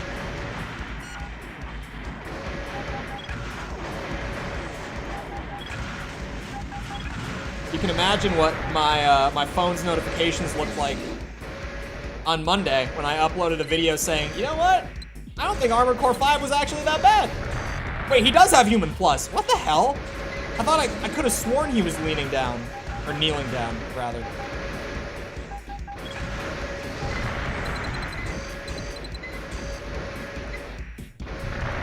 Yeah, he's definitely flying around with that cannon right now. Jesus. Jesus. I might need not this map. This is like one of the only maps that I will actually swap off of instead of being stubborn and getting over the skill issue. Because the landmines make it so much harder than it needs to be to navigate this map. He was kneeling to trick you? It can't just be me, right? Like, I swear, I saw him lean more than, or, why am I saying lean? Kneel more than once. Like, I saw it a couple of times.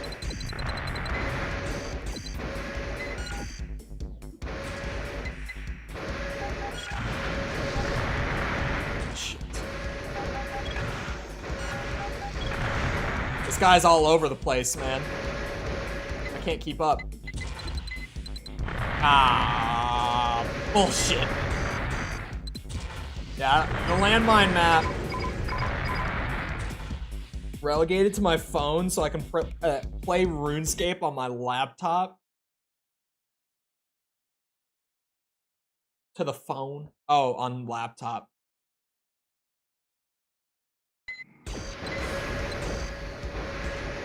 Whoa. Muscle memory kicked in for a second. And even at, like, the match started and I went for the D-pad, but then I tried to, like, vertical aim, and my thumb moved from the D-pad to the thumbstick for a second there. That was weird. It happens once in a while, playing the old gen games, where I just, like, instinctively, without thinking, put my thumb on the thumbstick.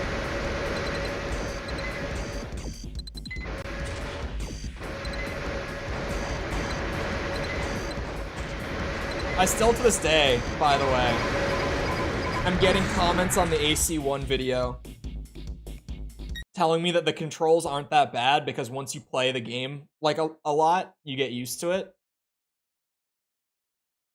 I even got, like, a few of them just last night that I saw come through, like, within the span of a couple hours.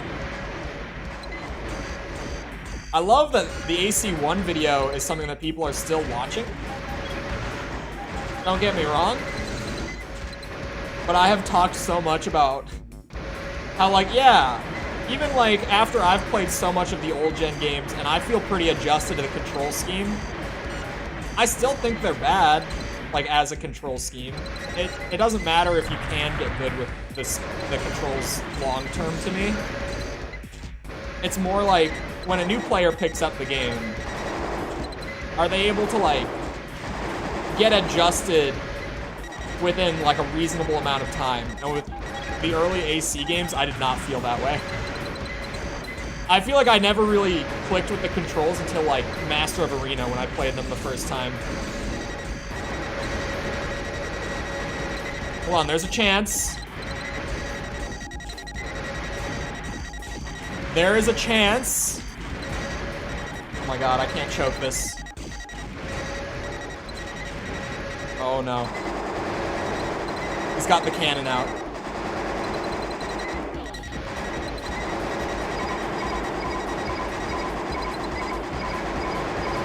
Come on, man.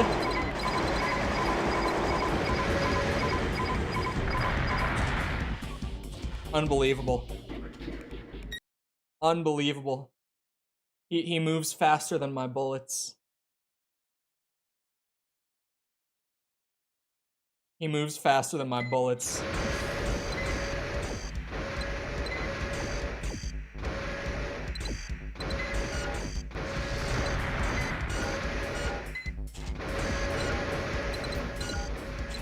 Oh god.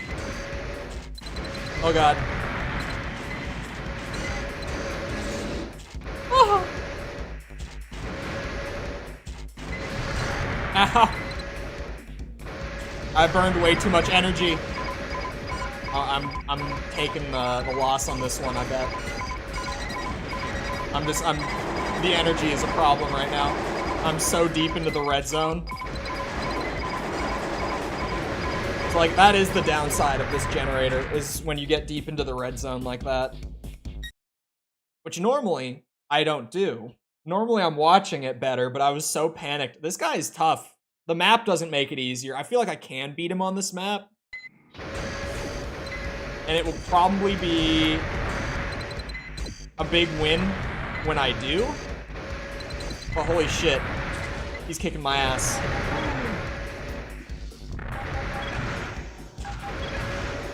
Oh god.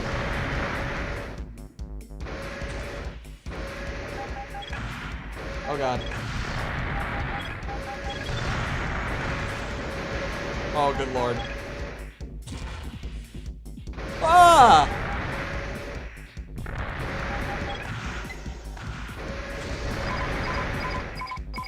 73 is not great. No! I needed him to sit still for a second for me. That cannon is destroying me. More because I'd have to do the double claw thing. What was I gonna say? Oh yeah, for the remapping thing, because I also got a lot of that. I don't get as much of that now, but like when the video first came out, when it was pretty fresh, I got a lot of people who were like, why don't you just remap them?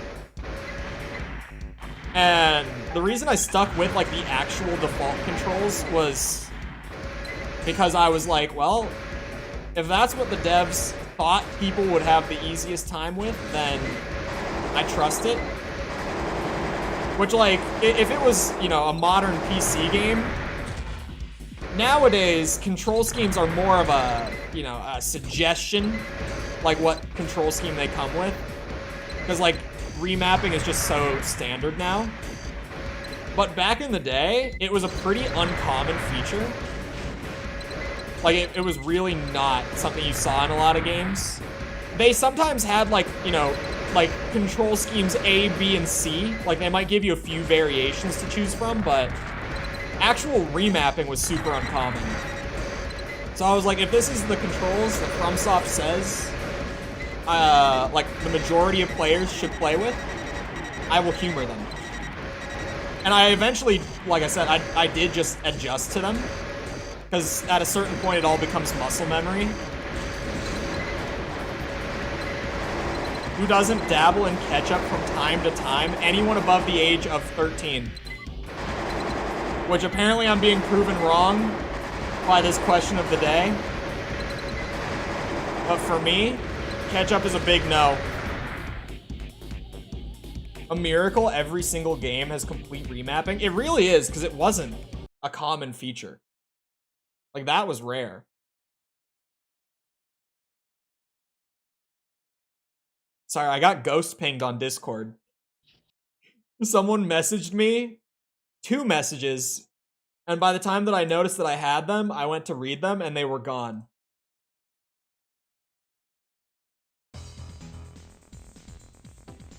I'm 11, so checkmate. YouTube, he is joking. This is what we call ironic comedy. YouTube, please. You? Okay, it's not me. I was like, is it just gonna have me mirror match myself? Member of the Sahara Weapon Corps Research Group. Design inspired by a black dragon wielding a sword. Okay. I mean, that's cool. It's a cool idea. Not to say that his AC looks like a dragon, but it's kind of metal. I can get behind it. Yeah, I don't like ketchup. July 26th, 2012. I have broken terms of service. Sepper's age at this point is really a big question mark. This is like the third time that we've gotten an age for this man, and it's been different.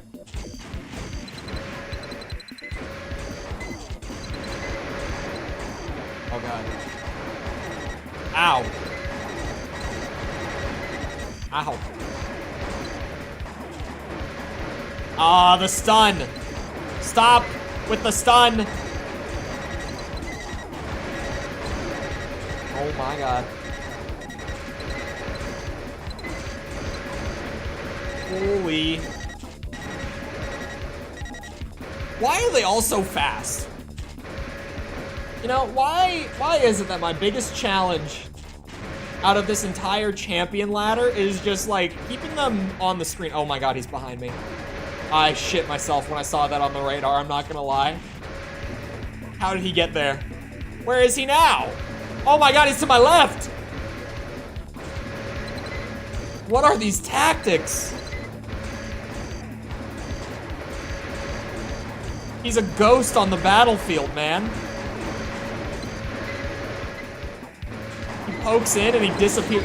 Ow, he has moonlight. Of course he does. None of them don't have moonlight. Jesus Christ. Like fighting anime pilots. They pop up, they disappear. You can't even keep track. They're so fast, your eyes can't see them move. It's like that scene in Dragon Ball where they have to learn how to like keep track, or sorry, where Gohan has to learn how to like keep track of the fighting. He just literally can't see them. And they're like, you just have to focus on their energy. Really sit there and feel for it. Because the human eye just can't even see how fast they're moving. That's how it feels right now. Hello, unicorn. Jesus Christ. Look, and now he's gonna disappear. Oh, those missiles hit me. I'm pissed. Wait, he actually... No, get back here. Where did you go? He actually did it. He disappeared. More Dragon Ball references you make, the whacker it sounds. You really have to watch it. It's a classic. I recommend watching like Dragon Ball first, but honestly, for some people, it's just a hard watch if you haven't seen Z. But Z really is just like Dragon Ball Part 2. Like for me, GT feels like a spin-off, Super feels like a spin-off, but Dragon Ball and Dragon Ball Z just feel like two parts of one show. Where the hell did he go? You see what I mean? He's actually like a ghost. He's just hammering me with strong weapons, and then all of a sudden, poof. People who like ketchup? Why did you choose a dark map? It's not even that I chose a dark map that's the problem, because the radar does all the work for me. It's just that he's actually like, it's a big map, and he just flies away for a little bit. This is a crazy tactic.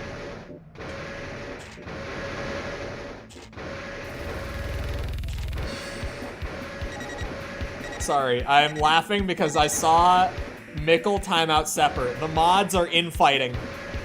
The mods are timing each other out. It's happening.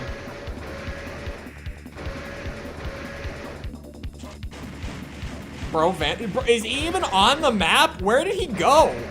I haven't seen him in like more than 60 seconds. He actually just poof, gone.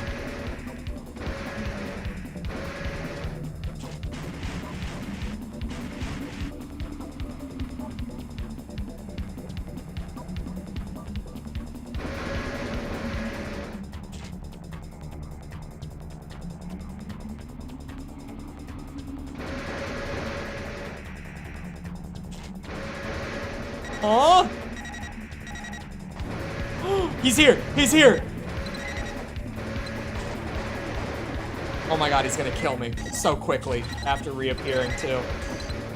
God damn it, he's behind the building. Jesus Christ.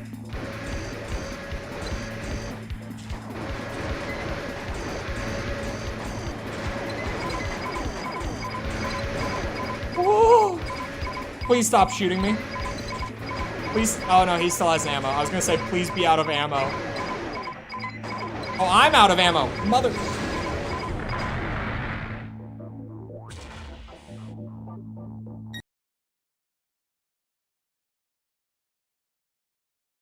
It's like a creepypasta video, like someone playing in an empty map.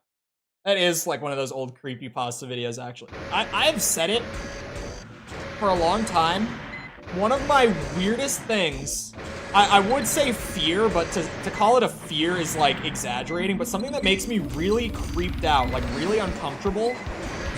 And it's hilarious as someone who has worked in game dev, but it's when you like break through like the boundaries of a game, whenever like a bug might send you like through the map and you end up just kind of falling into the void.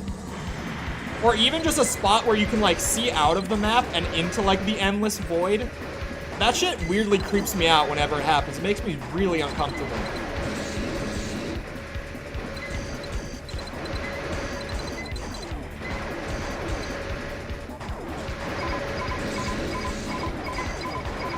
Ow, ow, ow.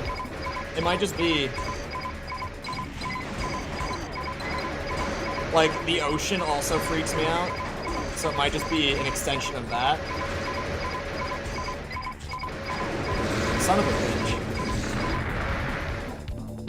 bitch. He's a difficult one. Once again, this is not the greatest map to fight this guy. I feel like this is a map that he has some advantage on with the way that he plays.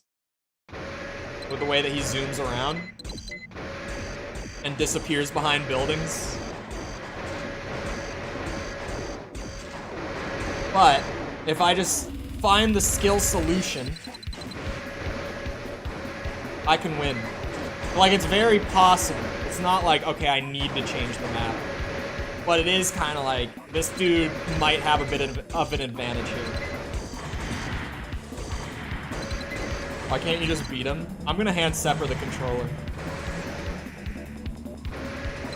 Ooh.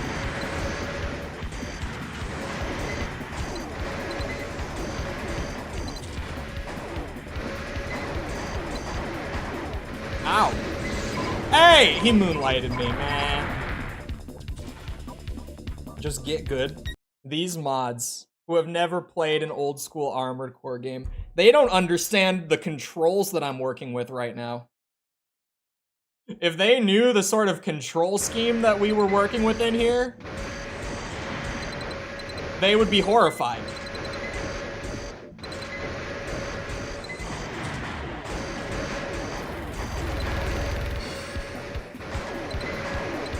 Because I know these two don't watch the videos. I know you bitches don't watch them.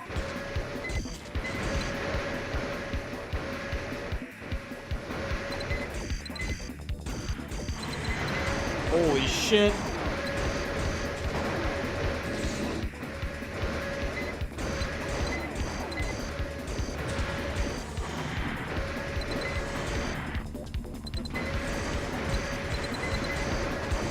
Jesus, those missiles are not easy for me to dodge. Ow, ow, ow, please.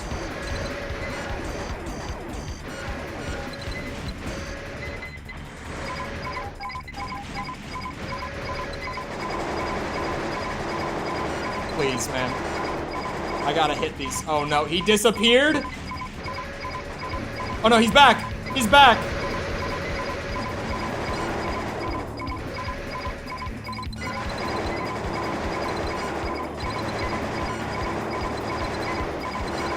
You?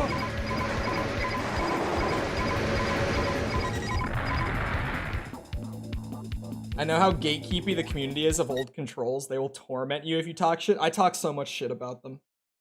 I got tormented, and now we're past that stage. Now people are just like, this bitch. I'm not surprised whatsoever.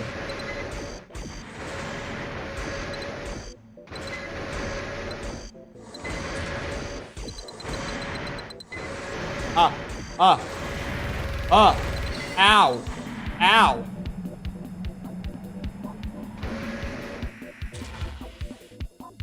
I want to fight them all. Hello, false. I just read your messages. Shit. Ow, ow, ow. Woo!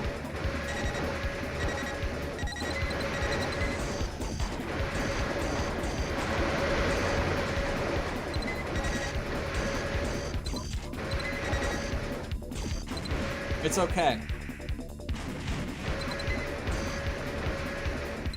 There have been moments throughout the Armored Core videos where I have been like genuinely frustrated by reception on things. But then there's this one where like she's talking about the Twitter thing, by the way, that I was mentioning earlier. I was super pissed about it last night, so I just ranted, got it out of the system, went the fuck to sleep. But then, like now, I just remember that, like, there's, like, funny gatekeeping, like, oh, haha, I'm gatekeeping, like I do, where I'll, like, jokingly do it. Where I'm like, oh, if you don't play on hard mode, you're not a gamer. But I don't give a shit, in reality, most of the time. Some games, I will genuinely be like, okay. There's, like, if you don't play on hard mode, you're not a gamer, and then there's, like, this game outside of, like, this difficulty is just not even, like, you don't have to have your brain turned on sort of thing. There's some games that I'll be serious, but then there's, like, gatekeeping, like that, where I'm like, honestly, as soon as you actually unironically gatekeep, I feel like you automatically lose, because it just makes you look really bad.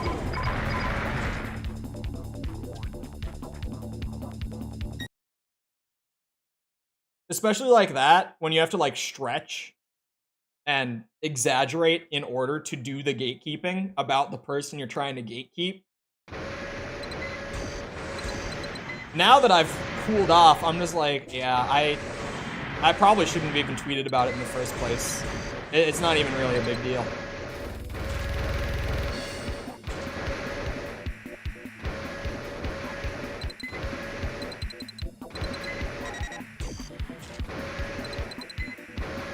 I personally will call you a fake gamer. Hold on, I need to read the rest of Mickle's. Wait, Mickle, I saw that you seem to be addicted to Hades. At least from what I could tell on your Discord status.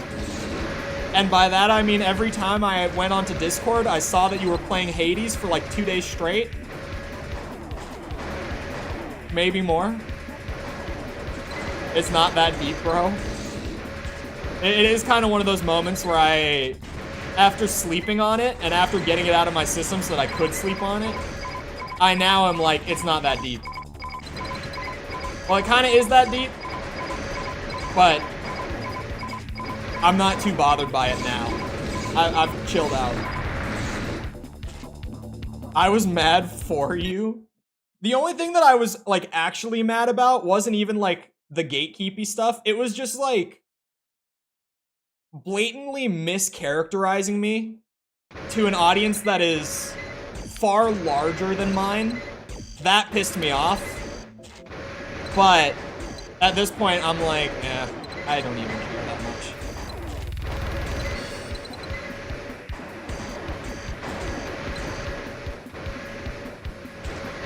I look at YouTube Studio, and I am happy.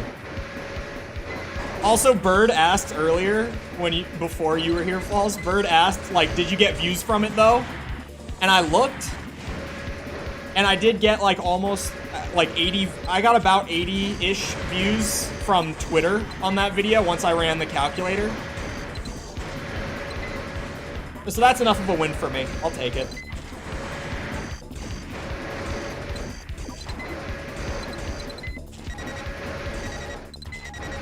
I'll take the extra 80 and be happy. Some shit video by some random... Yeah, I sat there and read it. I also said earlier when I was talking about it that I probably shouldn't have done that. Like, once I realized that it had sparked, like, actual drama on Armored Core Twitter, I was like, oh, I want to go and read all of it. And that was a bad idea.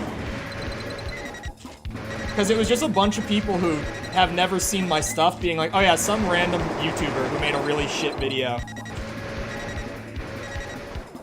When did your Armored Core vids start doing numbers? From day one. Granted, they've grown, like with every video they go bigger, but from day one, they were always... The whole reason that the Armored Core series started was I just made the one-off, like, video on AC1. Well, it was going to be a one-off.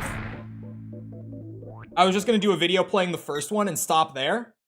But then it did so well that I was like, I'll do another. And then the second one did pretty good. And I was like, okay, perhaps I will stick with it. And here we are, like, 3 months later, where I'm almost done with it now. I'm currently working on the second to last video. So Monday will be the second last one, and then the Monday after that will be AC6. What a normal day of committing war crimes. This isn't war crimes. This is just getting my ass handed to me in the arena.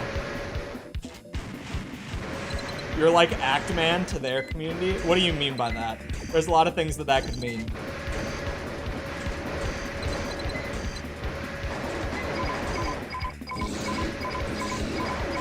Is this a reference to Act Man's, like, Halo series that kind of got him started?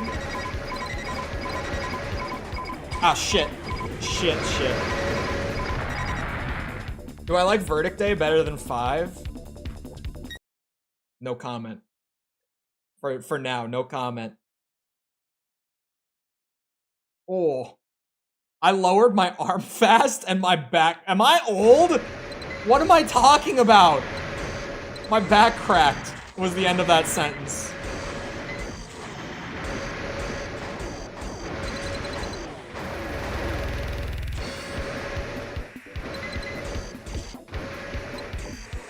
Ow! Ow!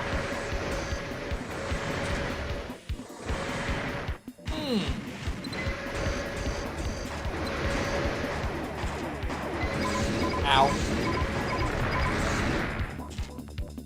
I did like everyone that had some damn sense. Yeah, I talked about it at the beginning of the stream, only because I was like, I took like a day and a half where I didn't log on to Twitter once, and I logged back on and saw that I had sparked drama in like the entire Armored Core Twitter scene. Somehow. That was a weird thing to log on to Twitter for last night.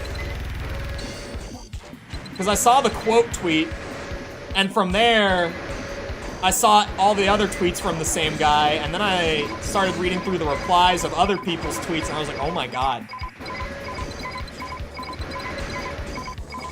And it's especially weird because, like, the video itself didn't start the drama. Like, my promotional tweet about the video started drama. Because the majority of the people even in the discussion about it just didn't watch the video. They're only talking about the promotional tweet and nothing else.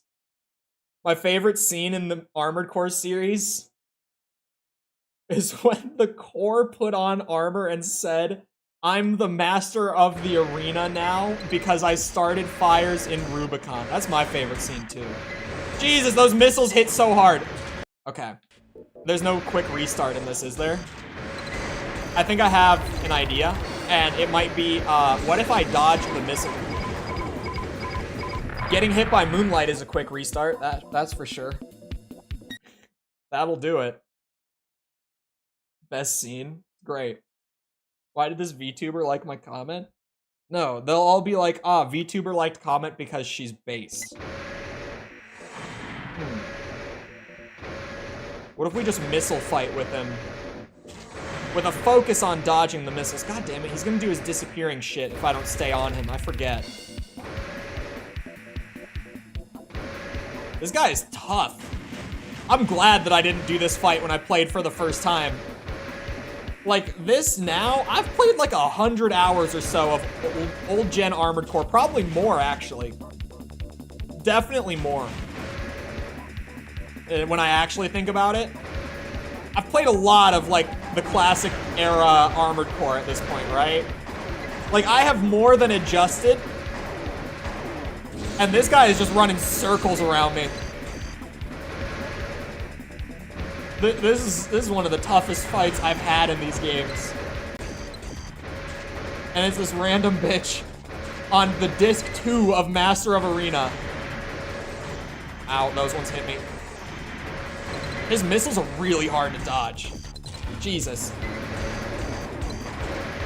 Anyone know what missile launcher that is? I could use that shit. If I can't dodge it, you know damn well the AI can't. Wait, actually, hey, any Gen 1 fans know what missile launcher that is that does the, like, big scatter of micro missiles or whatever it is? Whatever he's got right now.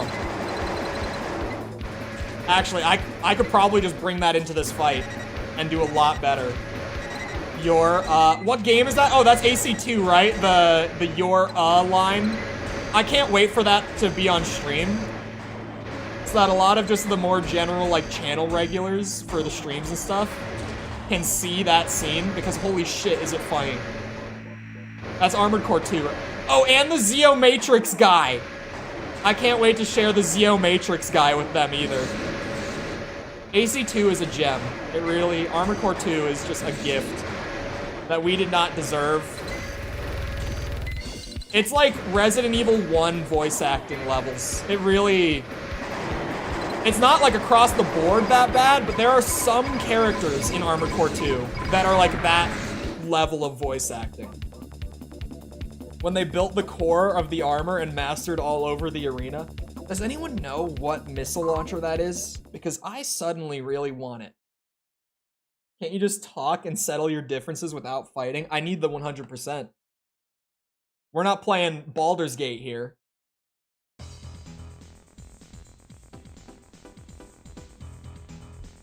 It's extremely hot. What is it? What game is that one? Is that AC2?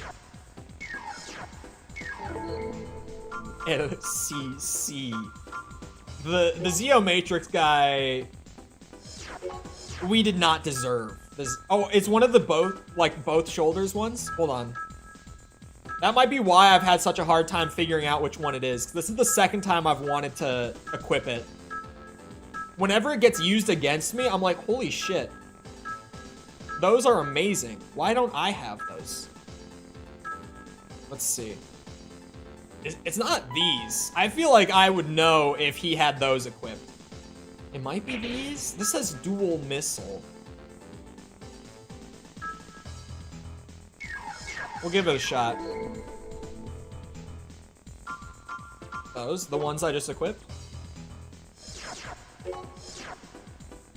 When you find a big disorder unit in a tunnel on AC2, it is AC2. That's incredible. Yeah, the voice acting in that game. Well, I love, like, bad Japanese to English localization. It's one of my favorite things in, like, old games.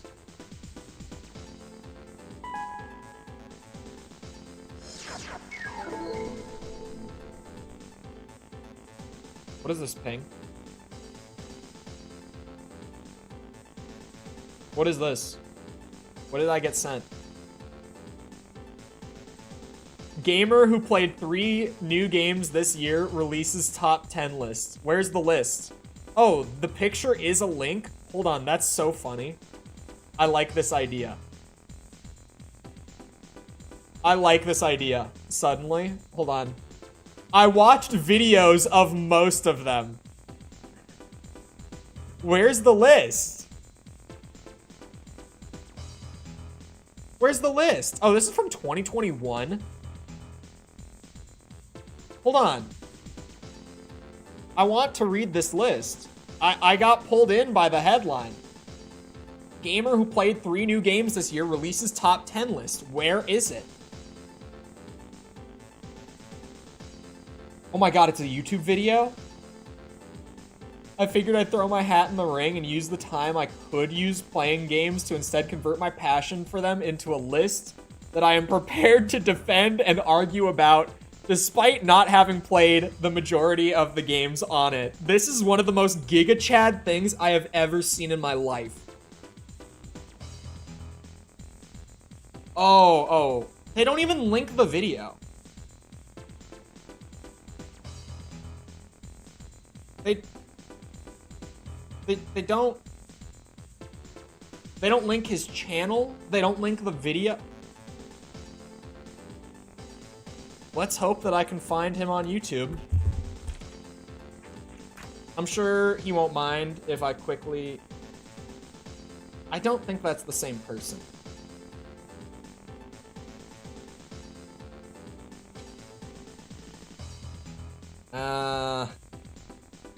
Well, so much for that. Just search on YouTube? I did. I can't find him.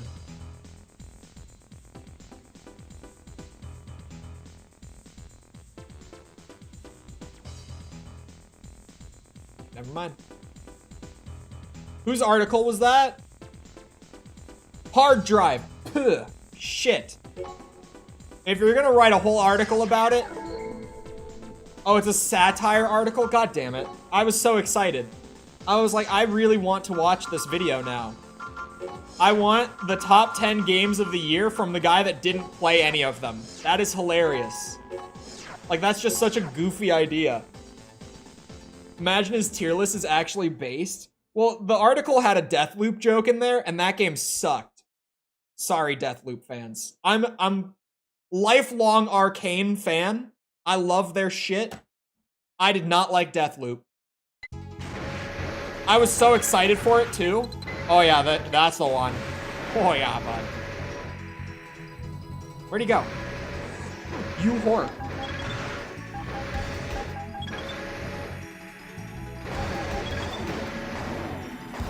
Check this shit out. Out, never mind, he's got me stun locked. He's behind me. Oh, the moonlight.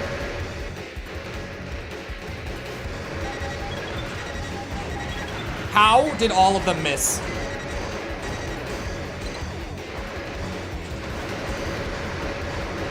In words spoken by one of my closest friends when playing Call of Duty once upon a time, like this, it's a sentence that is stuck in my head, even though it's a reference to literally just something that my friend in high school said once. But they are words that I can never forget, and they are, gun no works when in my hand. I think it was when Modern Warfare 2019 came out. I think it was in reference to the 725. If anyone is a COD fan here, you know what I mean. We all went through hell at the beginning of Modern Warfare's launch. Because holy shit, who approved that gun for launch? Had to be one of the dumbest guns I've ever seen in Call of Duty in my life. Might even be like a top 3.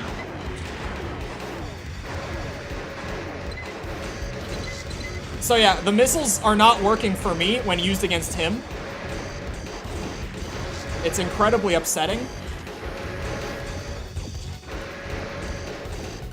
Because like, I'm not even being ironic, the missiles just don't work when I'm using them.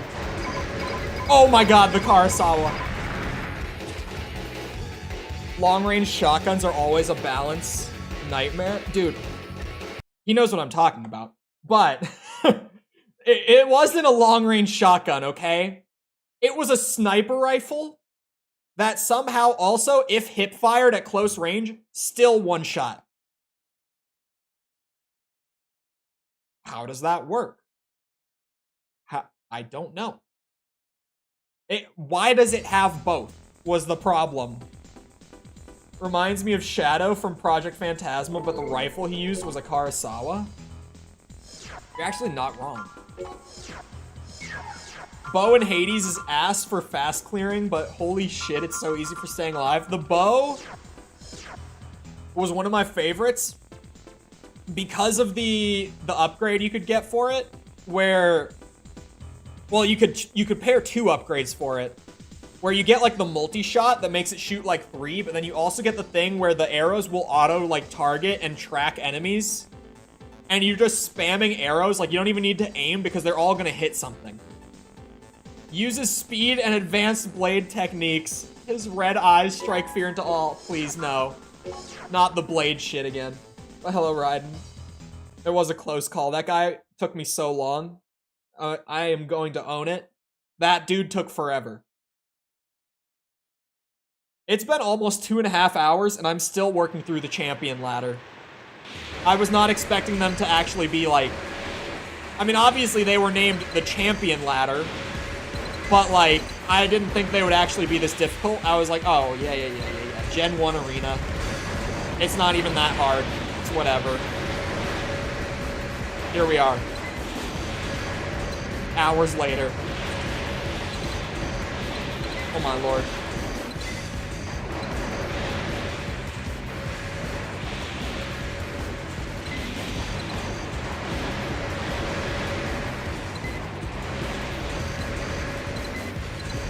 Well, let's see if the missiles work on this guy.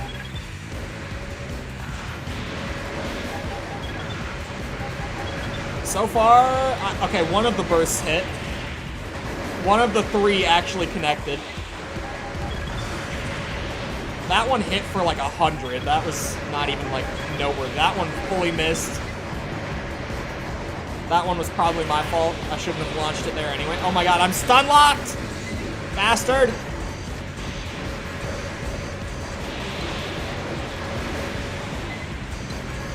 Yeah, this dude's gonna be a bitch for me too. Incredible energy defense. Stun locking gun. Charges in with Moonlight. This is gonna be a nightmare. It's gonna be a nightmare. Don't worry, YouTube. I would never say one of those no-no words. I'm above that. Uh-oh. Oh, I really thought that I had just given him an opening.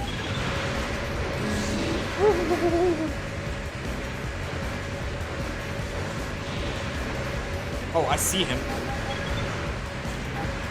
None of those connected. Great! Are you though? Yeah, okay. You guys want to know something that has stuck with me my entire life? You guys want to know, not my entire life, since this would have been like my senior year of high school, actually. So this wasn't even, oh god. I was gonna say this wasn't even that long ago, but that was... Anyway, it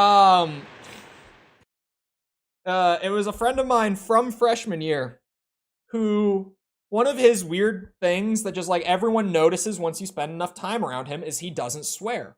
And it's not even like immediately noticeable, it's just something you notice over time. Because it doesn't sound like he like purposefully avoids it or anything. If he was like quoting something that someone else said, he would swear sort of thing, but he never swore. And one day I was talking with him about it. And when I asked him, why do you not? He looked me in the eye and told me, I don't feel like it's necessary to swear to get my point across. I feel like it's kind of redundant.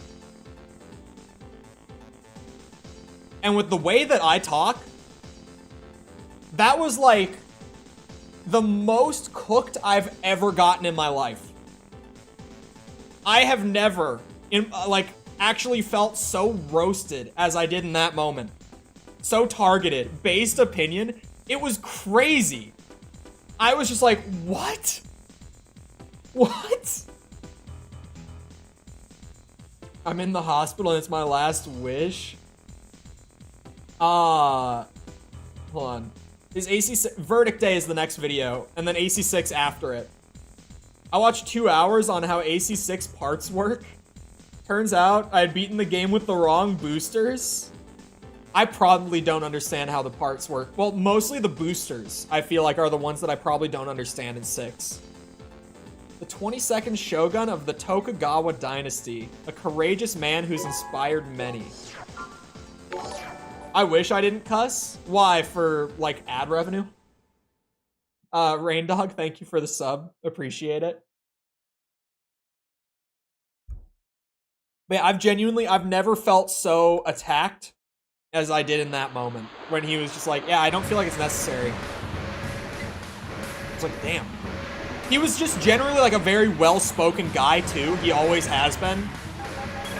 So it really, like, I was like, Jesus, man. You didn't have to do me like that.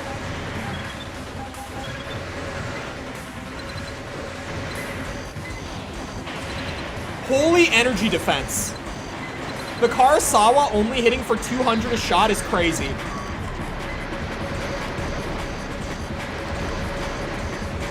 Is he outpacing Karasawa damage right now? Okay, he's not, but he's close. He has that much energy defense. Holy. I wouldn't have to rely on it to be funny. That's just a skill issue. I can be funny without it. Of course. The ad revenue, to be fair, isn't even... Hold on. I rarely swear in my videos. I know for a fact that the Armored Core 5 video did not have a single swear word in it. So let me get you... It's a 272 RPM. So it's not better. Or it's better, but it's not significantly better. You talking like the guy looked at you and said pathetic? Well, no, because he's very well-spoken. I feel like I'm well-spoken if I have the time to organize the thought beforehand.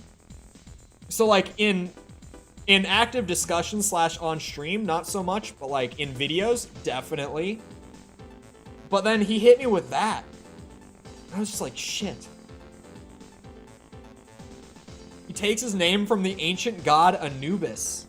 He is referred to as the Blue Truth due to his color. You didn't have to explain due to his color. You could have just said the Blue Truth, and I could have. The booster's duration is how long you are boosting and how long you're off. Or how long... Oh, the enemy's targeting will... Also called the Smurf. I hope that it means in reference to the color blue and not in reference to his skill. Oh my god, he has these missile launchers. Oh, there you are. I see you, bastard. You're tiny. They might call him the Smurf. Man, why do the missiles not work this well for me? Like, look at this. They track me so well. I shoot them at an enemy and it's like everywhere except for them. FromSoft, I need an explanation. I need a personal letter written to me about why missile no work when I shoot them. Oh, that one worked great, actually. Never mind. I no longer require a personal letter. I will settle for a press copy of whatever you do next with Armored Core. Thank you.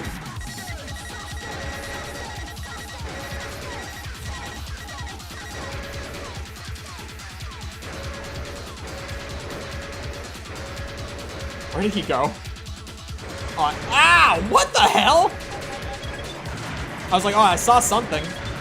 Next thing I know, I'm getting... You see both of those, not a single missile hit. Both of those bursts. How do I shoot 12 missiles? Okay, that one I'll hit the wall. That one makes sense. You see what I mean? How they all swerve around him? And even when he was sitting still there, they just missed. Like, they just hit the ground next to him instead of hitting him. What is going on? I feel like I've been scammed with these missiles. I feel like they seem... Oh. I wonder if they only really work that well if you're in the air, because I'm always flying. I won't lie. They hit him in the air really well.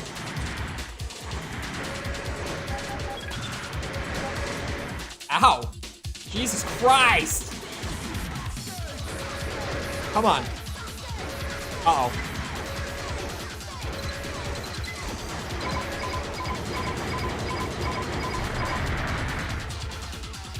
more I watch the videos, the more I go, why isn't that in 6? There are a lot of things from the old games that are strangely removed. But then, especially with like 4th and 5th gen, because I did play 6 on stream when it came out, and now I'm playing 4th and 5th gen, it's kind of like, oh, 6 took that from this game. There's a lot of that in those 2 gens especially. But like, one of my big things is like part tuning. I thought part tuning was great. Like, never has part tuning been in a game and I've been like, oh, I hate it. I feel like it's only ever a positive addition. Son of a bitch. Your large missiles dive right into the ground because your target was descending. Yeah. That happens a lot. Not gonna lie.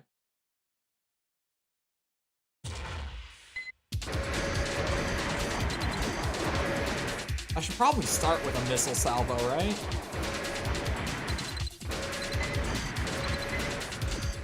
Or salvo wouldn't be the word I'm looking for. Barrage. I can't even keep track right now. I'm not gonna lie. I feel overwhelmed by the way that this has gone so far.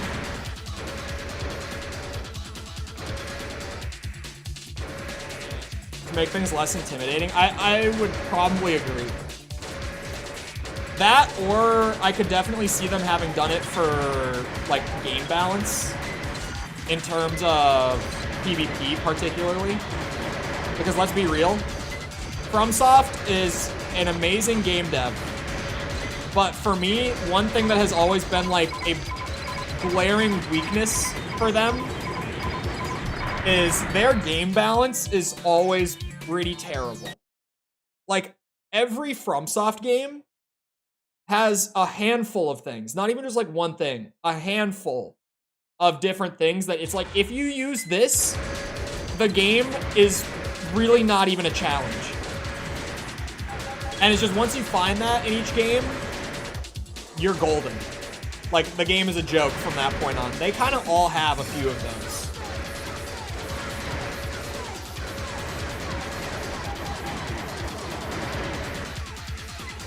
Some of the earlier Souls games aren't actually... Okay, some of the earlier Souls games. Demon Souls, balance, nightmare. Probably one of the worst offenders. There are so many things in Demon Souls that make that game, like, an absolute joke in terms of difficulty. But, like, Dark Souls 1 doesn't have as much. It has, like, pyromancies can get very strong in Dark Souls 1, but not to the extent, like, when I think of stuff that's broken in a FromSoft game, I'm thinking of, like, dual Zimmermans, Armored Core 6. I'm thinking of, like, the Karasawa in Gen 1. Magic in Demon Souls. Really, like, any of those weapons in Elden Ring. Anyone who has played Elden Ring knows what those weapons entail. There's a few of them. Stuff like that. That's just like, yep, equip this and win game. Oh my god, this guy's cooking my shit. Is it better in late game? What do you mean by better?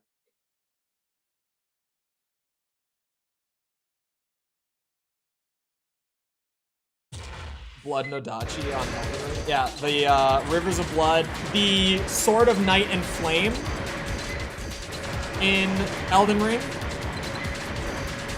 I don't remember the name of the weapon, but the weapon with Bloodhound Step on it. Like the big hook thing. Elden Ring has a good handful of those weapons.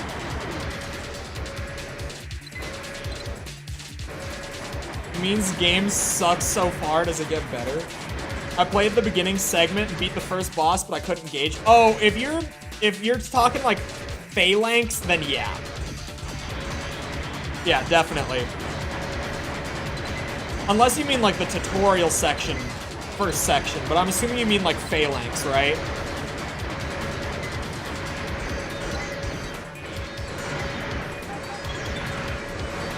Damn it, dude. That was easily like one of the best segments I've had dodging those missiles, and it was all for nothing. As soon as that gun came back out, it was over. That first boss? Yeah. The one with all the little fellas.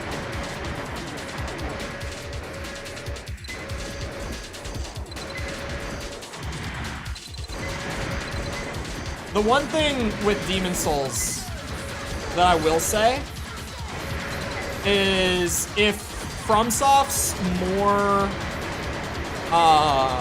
mechanically designed bosses are like of major importance to you, Demon Souls will not be your game outside of like 3 bosses. Like, it really, outside of like a handful of them, Demon Souls bosses are more about like finding one weakness and exploiting it rather than having every attack be a threat and having it just be like a purely mechanical fight. There are a few of those, but there's not many of them. Most of them are like find the one weakness / gimmick and then work off of that. But for me, bosses are just like one piece of what I enjoy in FromSoft's games. I'm typically way more into their world building and their level design. So Demon Souls is a great game for me.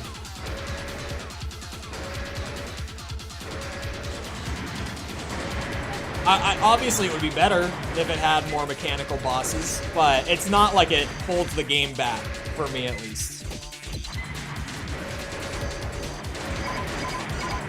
Demon Souls lore is still my favorite lore out of all the Souls games, actually. There's Singing Lady. There is Singing Lady. There's Maiden in Black. Enough said. I wasn't thinking this guy would be so difficult. How many times have I said that today?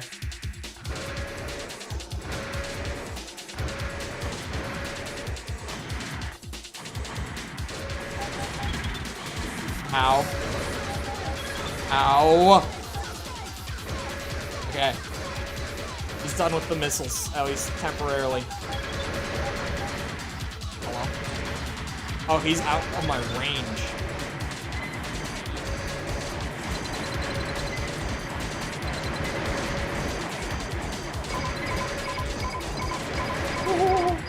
Like bungee balancing bad? If that's a Destiny reference, I got no clue. Because Bungie's balancing in the Halo game, or yeah, in the Halo like trilogy, they lost it in Reach. But in the Halo trilogy, Bungie's balancing was like fantastic. I haven't played Marathon ever. I'll get to it soon enough. It's been on the list for so long.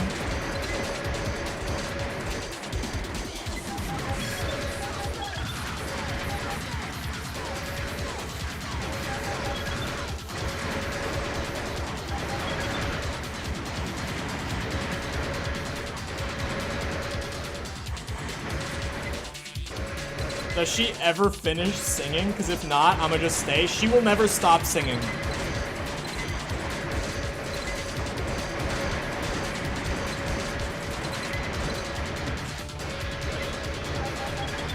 Although they changed her singing in the remake, and it's weird in that version because the tone of her singing is completely different.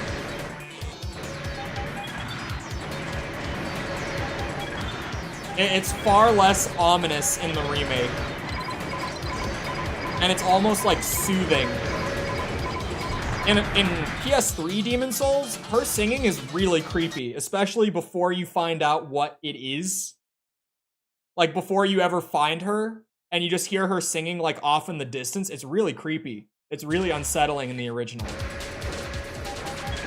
but in the remake, it's completely different.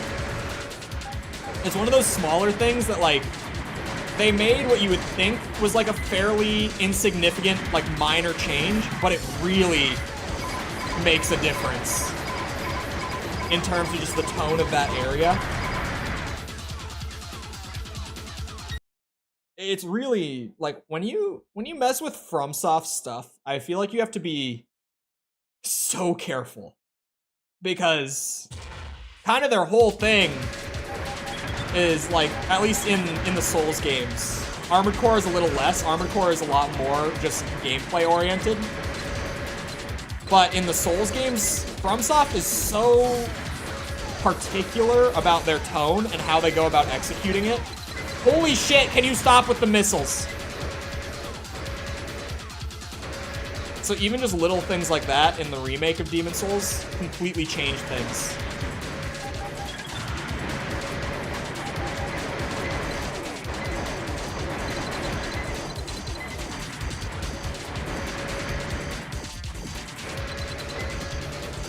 Okay, come on now.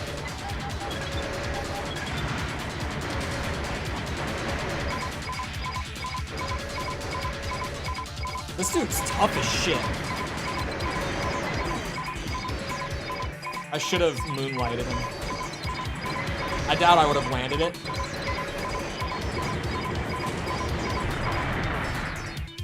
There aren't many game devs left to have a lot of faith in. You just gotta branch out, man, because this year has been amazing. And next year, from what we have lined up so far for even the early half of the year, seems almost as good. It won't be as stacked as this year was, but next year looks like it's shaping up to be another, like, amazing year for single player games. It really, like, at the current point with the industry, if you're finding that there aren't many, like, franchises or devs that you have much faith in, I just highly encourage branching out right now, because there's so much good. Like, we really are at a peak time for the industry this year. So if you're struggling, just try some new stuff. Like, if anything looks cool that you haven't tried yet, just go for it. Oh god. It's been such a good year that on Friday, I'm gonna even play the new Mario game. Normally, I would be like, new Mario game? Cool, but platformers aren't really my thing. I'll pass. But now I'm kind of like, I mean, the way that this year's gone, shit. I'll play the new Mario.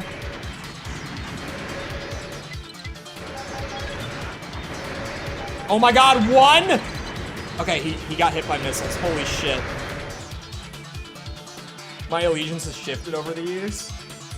Blizzard, I'm also disappointed with Blizzard. Actually, the new Diablo season came out yesterday. Has anyone played that yet? By chance?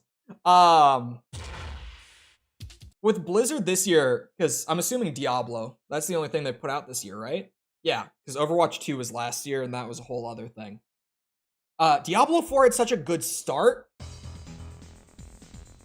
And then, like, it was like, this game is so good, but once you get past, like, level 70, there's not really a reason to keep going. And so it was like, okay, once they get some updates out, get endgame cooking, it'll probably be pretty good. And then Season 1 came along, and they were like, yeah, so we nerfed everything. We killed every build. And everyone was like, you did what?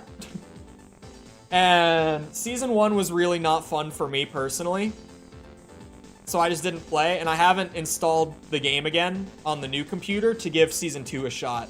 But I know that came out yesterday, so I probably should go check it out. Sorry. Founder of the Military Tactics Research Organization, RNG. He wields some very impressive firepower. Hold on, let me save.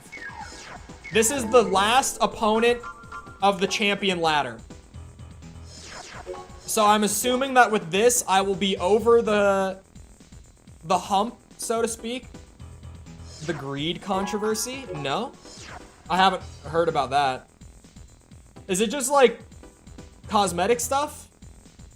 Because I know even back when the game came out, there were a lot of people like, oh, look at how terrible the monetization in Diablo 4 is. And I was like, I don't think these things are priced well, but I also just don't care. Like, if it's cosmetic only, I don't have a reason to give a shit, personally. It was just the way that I engage with games. Because for me, it's like, oh, cosmetic only? I'm not even paying attention to it. I'm just here for the game. I don't want to spend $10 to make my character look better. I actually, somewhat iconically, have never bought a microtransaction in a game outside of like battle passes before. And even with Diablo 4, I didn't buy their battle pass. Like for me, even the battle passes I have bought in the past were like, I have played hundreds of hours of this game and will only continue to play hundreds more, so I'll take the cool stuff from the battle pass because it's so cheap. That's been it. Outside of that, I've never paid for microtransactions whatsoever. But no, I've not heard about all the greed stuff. That wasn't even bad. That was a first try. I don't know if that's because it was the garage. Yo, what are these? I don't think I've ever used those.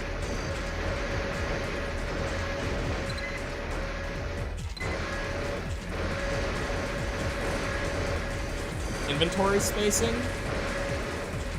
I remember, like, the big thing back at launch with inventory. It wasn't that, like, oh, inventory's too small. It wasn't anything like that. It was the gems. The gems that you would slot into gear, taking up your inventory slot, was a problem. And I remember them saying, like, yeah, we're working on a gem tab, but it's gonna take until, like, Season 3 before we have it.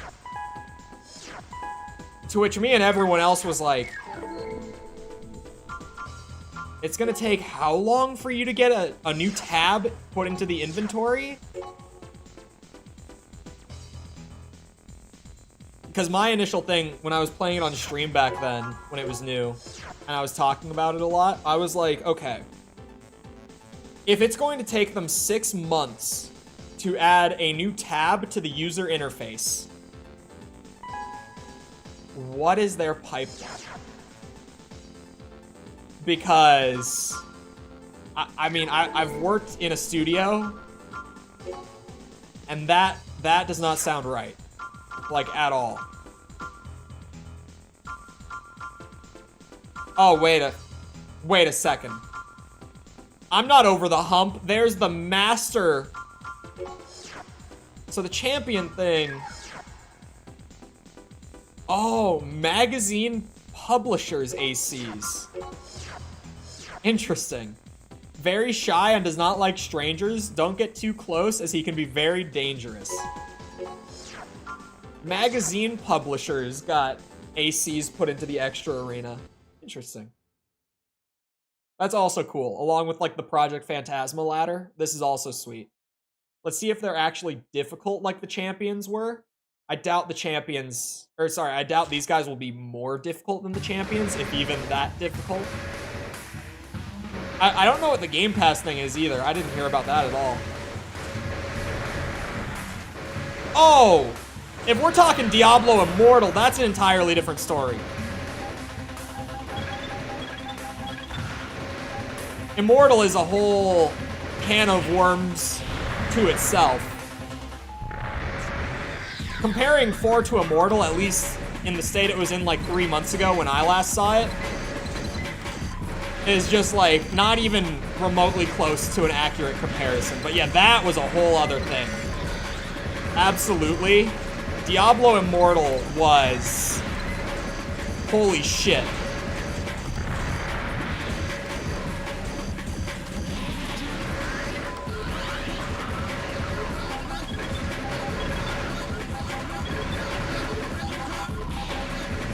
The missiles work on a quad leg.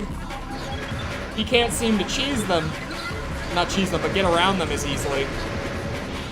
Immoral? Yeah, that was the catchy nickname for it. And it was accurate. has actual photos of the guys. Wait, what? Now I'm looking forward to that.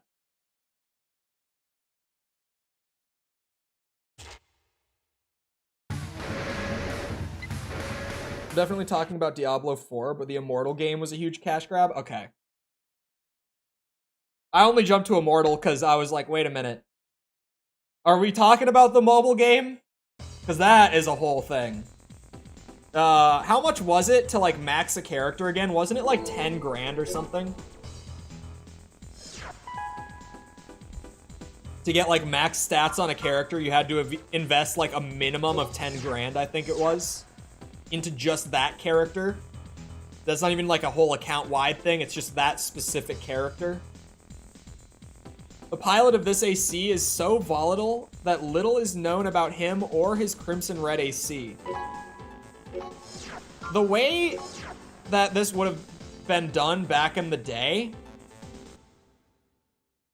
wouldn't they have had to have the guys like come into the studio, especially for like designing the logos and stuff, unless they just were like, yeah, email us like the concept and we'll make it.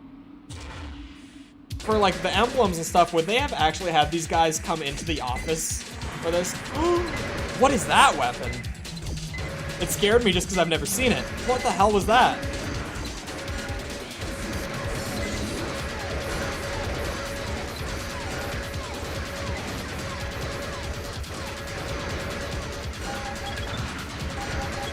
I played like an hour of Diablo Immortal just to see if it was like a bad game, just outside of like the monetization stuff. I was like, is the game fun?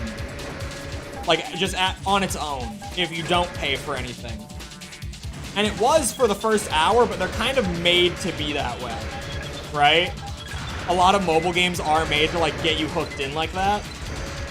But I did hear from other people that you can play it for like 10, 20 hours and never need to invest in anything. The game was not bad, it just, it wasn't like a game that I wanted to play a whole lot of. Because it was made for mobile, but they had it on Battle.net as well. You could play it on PC as well.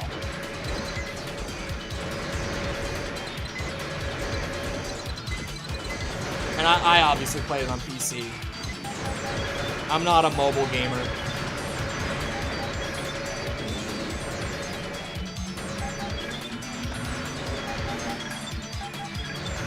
How I would have felt about the game.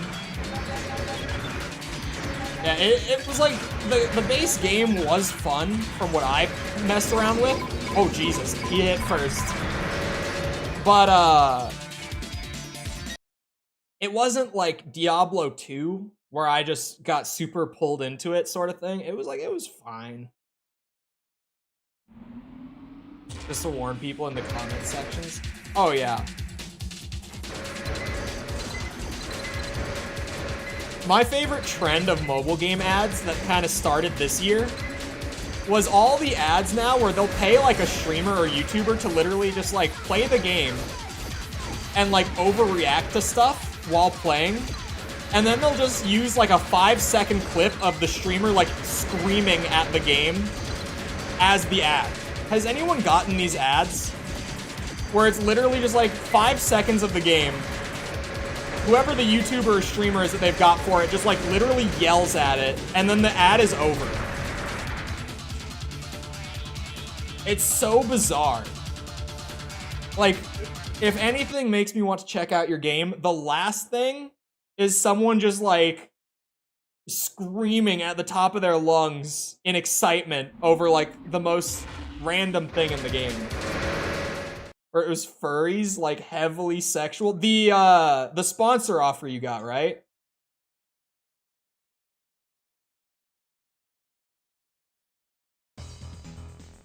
Is that what we're talking about, False?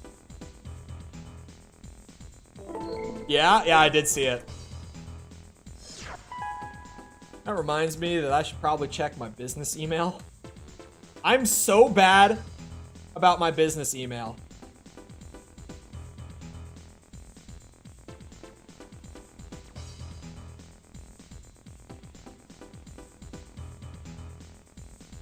I checked my business email and the first thing is a fake copyright warning from Google. I know that it's fake because if it was real, like actually from YouTube, it would go to my personal email. So it's a scam.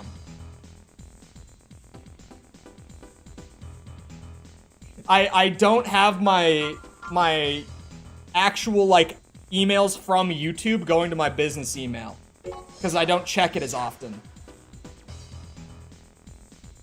Started reporting every YouTube ad I see at this point as spam. Some of them are just wild nowadays. This wooden AC has been modified to be as strong as steel. Slow due to the human-powered engine. Human-powered engine? I mean, wooden AC is one thing, but... Sorry. The human-powered engine?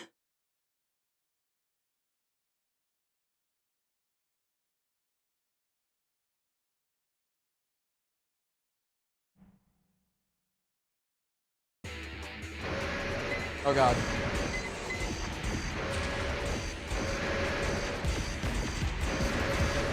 What's also funny about this one is I know that they got the email from my channel because I have it there as like the business inquiries email, right?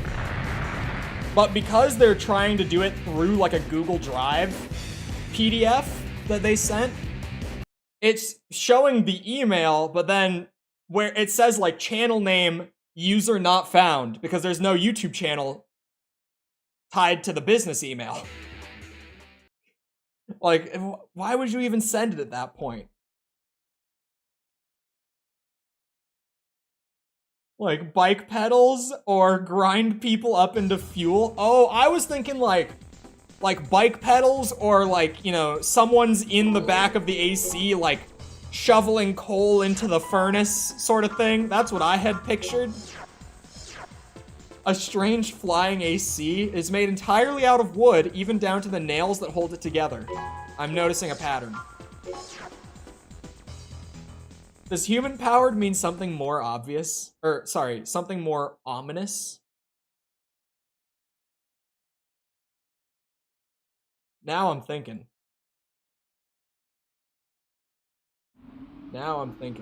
Oh, they apparently sent me 2 copyright scams. One of them went to the spam folder the day before the one that I got came through.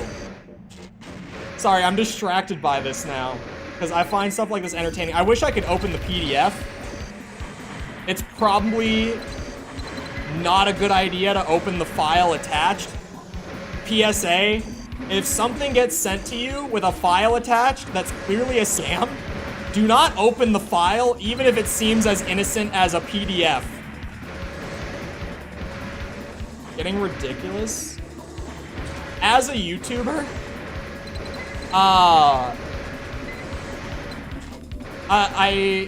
it's weird to explain it. YouTube is not pressuring us to monetize the way that people like to say they are. Like, I upload once a week. I stream daily. I used to do shorts daily for a lot of the year. I'm in a couple of like the, I'm in the partner program, but I'm also in a couple of side programs that are like to test out new monetization features and stuff like that. And a lot of it is just like false vilification of Google and YouTube when it comes to that. Because there's no like, you know, they're emailing us like, hey, to keep monetization or to even make a minimal amount, you have to run like a shit ton of ads. There's none of that. The one thing that does have a point is YouTube, this has been a thing for years as well, but YouTube does run ads on channels that are not monetized. And they just collect 100% of the revenue from the ad running. And that, in my mind, is messed up. But, outside of that, there's not really much. Oh god. Why is he so hoppy? It's not like he has reverse joints. I dread to think of what vile things would ooze onto my screen if I disabled ad blocker. Enjoy ad block on YouTube while it lasts. I know I am. Which, for the record, yes, using ad block does hurt creators, but also it would be wrong of me to not advocate for people using ad blockers on the internet, because a lot of the time it's just like a genuine safety thing. That's why I have it. But YouTube does have a system that's already working, it's just not launched yet, that's going to fully disable ad block on the platform. I think the way that it's gonna work is it's gonna allow you to watch like 3 videos before they're like, all right, you're locked out unless you turn ad block off. It's not gonna be like when you open like a journalism site and it's just like, oh, if you want to be here at all, you need to turn your ad block off, bucko. It's gonna be like they'll let you watch for a bit, but then they'll disable it. Gives you a 3-point warning about using ad block, or they just block your account. No. How new is that? I haven't heard about that one. The malware risk of ads is terrible. Yeah, definitely. Like that's why I can't like recommend that people just, oh, turn off your ad block, because a lot of the time using ad block is like an actual safety thing. Like it's really something that everyone should have on their web browser. When I set up my grandma's computer for her recently, she got like a Chromebook. And I had to set it up, because of course I did. Because everyone in the family, not even just like my grandparents, but even like my direct family, they're like, oh, he knows how to make video games, so if it's anything to do with technology, he knows it. So I get stuck with everything, right? But I was setting up my grandma's computer for her. And something that I just did without even like mentioning it or like asking about it or whatever is I set up an ad block on her browser. Because, bro, out of anyone, trust me, my 70-some-year-old grandma is the one who is going to click on a scam ad. Like, out of anyone I know, it's going to be her. Right? You're dev? I have a degree and I worked in it for a bit, but I don't do it anymore. Not in like a, I will absolutely never do it again sort of thing. But in like a, if I don't have to go back to AAA, I really don't want to. Like I could, I'd just rather not. If I can make other things work, I will. And so far, I've been able to make other things work. Oh god. Jesus, he's gonna kill me again.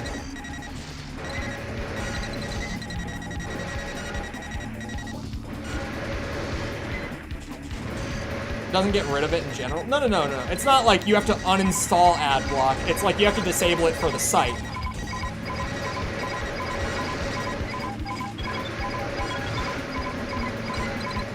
Like you have to whitelist YouTube sort of thing on it. Okay, he's using a grenade launcher. Oh, the missiles might screw me here.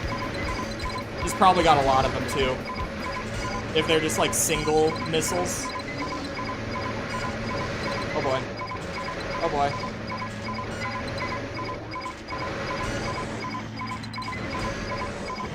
Oh shit, that one hit me. Not what TV used to be, what TV is.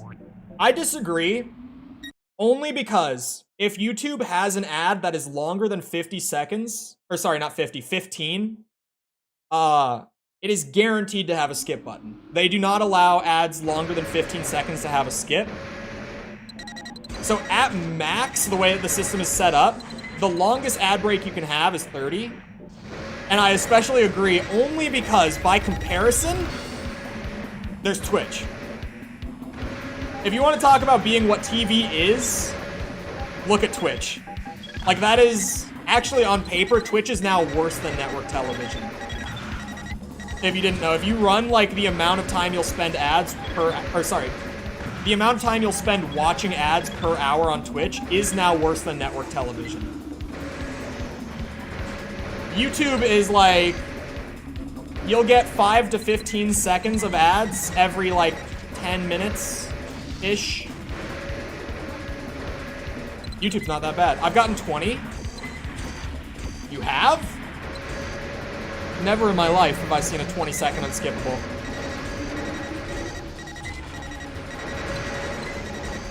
What is really unfortunate is when you get like 2 15-second... This is rare for me, but maybe I just don't watch enough YouTube. When you get 2 15-second unskippables back to back and you have to have a 30-second break. That is the painful part. Oh god.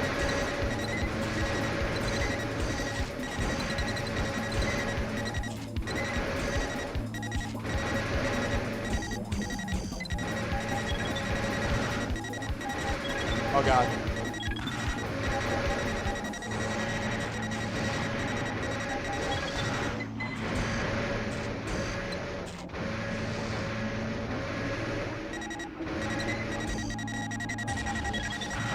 Back-to-back unskippable 20s? Really? I wonder if it's different per territory. It probably is. I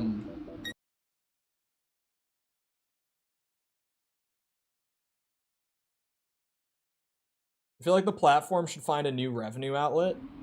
It has other revenue outlets. Like paid partnership. They have merch. Like, you can build your merch site into your channel and even embed it in the description on your videos and stuff like that. They have other forms of monetization, but the reality is, because of how simple and automated the ad system is, nothing will ever top it on this platform. I mean, there's a reason that network TV uses ads, like paid partnership ads. Network TV's been around forever, and it's just because they have min-maxed it, and ads are just the best way. Ads are just the #1 way to monetize like visual content, at least in terms of not driving viewership away. I mean, it drove me away from network television, but like, you look at the data, and those of us that actually don't watch are few and far between. Like, those of us that actually just get so annoyed by it that we stop watching, we're a rare bunch. Becoming more common, but still like a % of the population.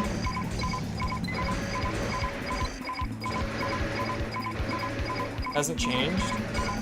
It is 10 right now for supers, yeah. Ow. Son of a bitch. I get the same ads. Yeah, I get like the same 10 ads probably, like on rotation. Hold on. When do commercials start being a thing for TV? I don't know, but I know that at the very least they've been around since like the 70s. Because like you can go and watch like old 70s TV ads that people have like recorded on tape and archived. So I know that they've for sure been around for that long. When I say that TV has been around for a long time, I am also just talking like, you compare it to YouTube or just like visual media on the internet that's actually monetizable, because YouTube was like the pioneer behind it with the ad stuff and everything. You know, YouTube's been around since 2005, and monetization's only been a thing since like what, 2009 on YouTube? Comparatively, YouTube is like very, very young in terms of like visual media. Weird stays, goddamn. Why? Thank you for the yellow thing, but why?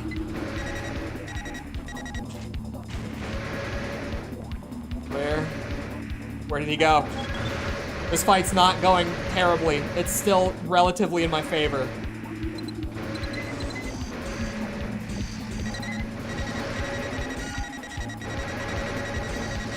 Please. Where's my Charlie? Where is he?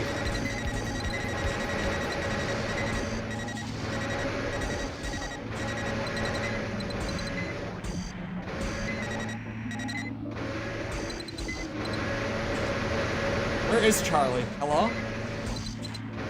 Anyone seen Charlie? Where'd he go? I need to land one more shot.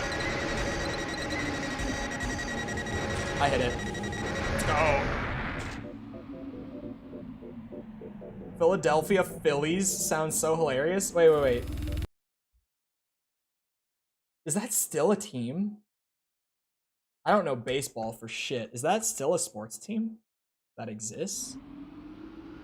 It is still a team. They are still called the Philadelphia Phillies. God, baseball sucks. Sorry, baseball fans. Oh, there he is. Where is he? The beard stays. Thank you, Charlie. Thank you again for the 10. God damn it.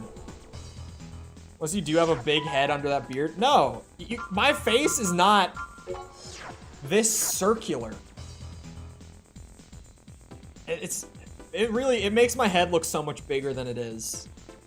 It's true. Open stream, baseball sucks, base. Exactly. An enhanced model of the AC that won the editor's battle competition? Oh. Once caught, you won't escape. Yeah, I'm gonna die to this guy a lot, aren't I? Feels obligated to change his face icon on streams. I will never change it to the beard. Not so good anymore. I mean, I played baseball when I was a kid, and I always thought it was fun to play. But watching baseball is very not fun. Like, playing it is a good time, but watching it?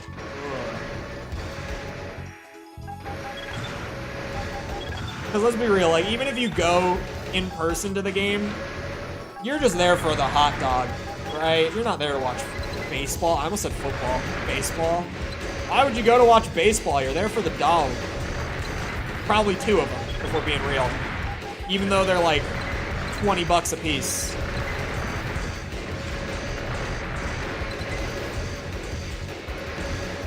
Never mind, this guy sucks. How did this guy win the editor's tournament? This dude must have been cracked at the game. If this is his build,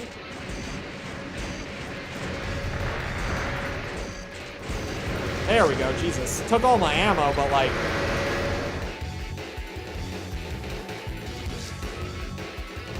Japan? I think it's still pretty big in some other places, right? No, why? Why?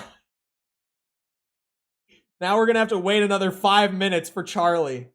Used to be America's biggest pastime? Yeah, back in my day, we had to listen to the game on the radio. That is an especially wild thing to me. Just think that, like, there was a real time in history where, like, a very common pastime was to sit around the radio and listen to the commentator tell you what's happening in the game. That's crazy to me. That was like an actual thing. Because just thinking about it, I'm like, oh my god. I would be so bored. But it's probably just because of what entertainment we have now that comparatively, I'm like, dude, I can't even imagine it. It's like an audiobook. I guess. I'm a broke college student who can't do that again. Yeah, definitely don't do it again. A, because I don't want to grow the beard that long, and B, because you probably need it more. Adapts to all types of combat. Is there any pilot who can escape his fury? Trademark is a red horn. No one can escape his fury, my ass. Let's see it. 24 hours till Spider-Man drops. Everyone's gonna be playing Spider-Man. I'm gonna be playing Mario Wonder.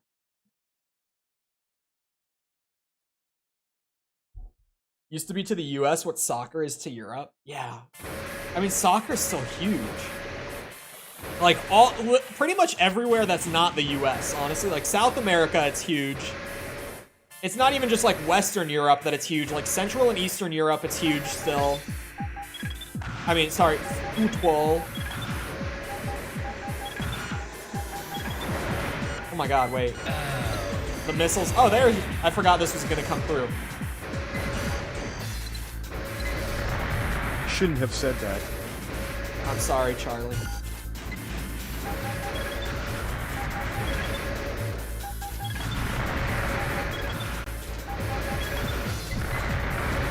This dude takes no missile damage.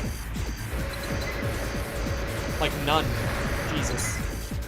At least he's a tank.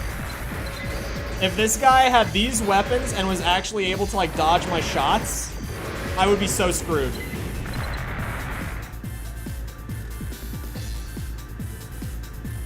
Is that a Nintendo? Yeah. It's on the Switch. Reviews dropped this morning though, and it has an aggregate of 95. So like, apparently it's a really, I mean, Nintendo, right? Like, if there's one thing, as much as I hate Nintendo in so many different regards, there's one thing I can always like confidently give them. It's that they really do make like the best games. Just consistently, like whenever they dropped a mainline Mario game, that was a bad game. A Zelda game, a Metroid game, like they don't do it. Other than Pokemon, which I'm not even gonna count because Pokemon, that's Game Freak. Nintendo's in-house devs don't even make that shit. It's a licensed first party rather than in like an in-house first party, right? So I won't count it. Easy to play. Yeah. Football/soccer. I appeal to all the people. Is another one that for me it's like I had fun playing it, but I can't watch it. Like I try to watch the World Cup every year and it always lasts like 30 minutes or so before I just kind of go to do something else.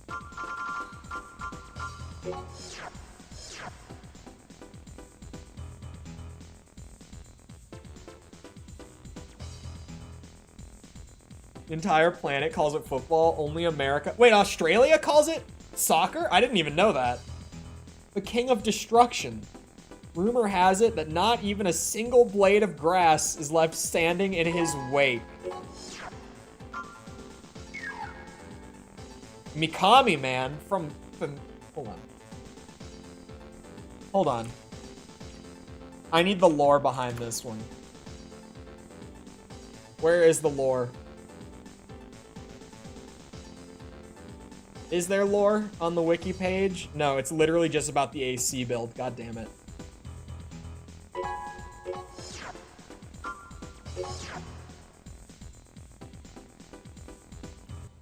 World Cup probably needs a degree of care for the teams. It definitely does. Like, because I don't really keep up, I struggle to try to, like, actually watch it.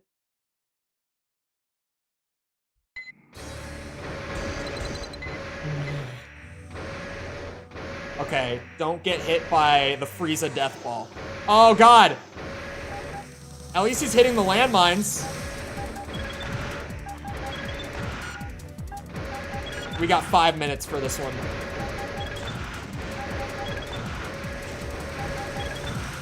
Oh my god, that is actually... It's just... Ah, it's the Frieza ball! Jesus! Oh, good lord, Bob. Thank god a lot of these are like quad leg, tank leg. They can't do it.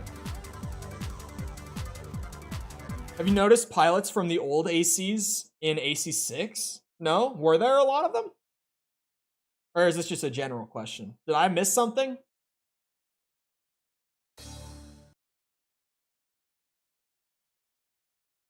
Near the Dracula castle? That's actually kind of sweet. My claim to fame, in terms of like local landmarks, is that I live close to the Mall of America. Or, I guess there's actually a few cool things around here, now that I think about it. It's a bit further, but I can drive to, Niagara Falls.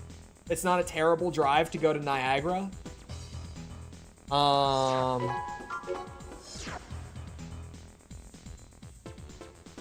to think. Oh, the Mississippi River is here.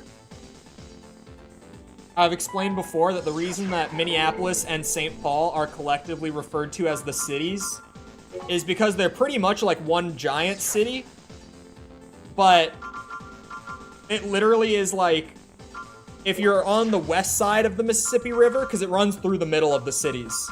If you're on the west side, you're in Minneapolis. If you're on the east side, you're in St. Paul. A generic robot design easily recognized by robot anime fans everywhere. Maybe too generic. I was gonna say, is it like actually a specific one that I'm not gonna understand?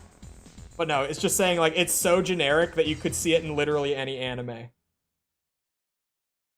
Oh, it thought it was a link. I was confused. Yeah, Dr. Doom without the space. It's gonna read it as a link because the bot. Look, the bot tries his best, but he's not the brightest. All right, he really puts the work in, but he can't understand social context, you guys. He really tries. If there's a word and a period and then another word with no spaces in between, he's gonna read it as a link because he's just that's all he knows. All right.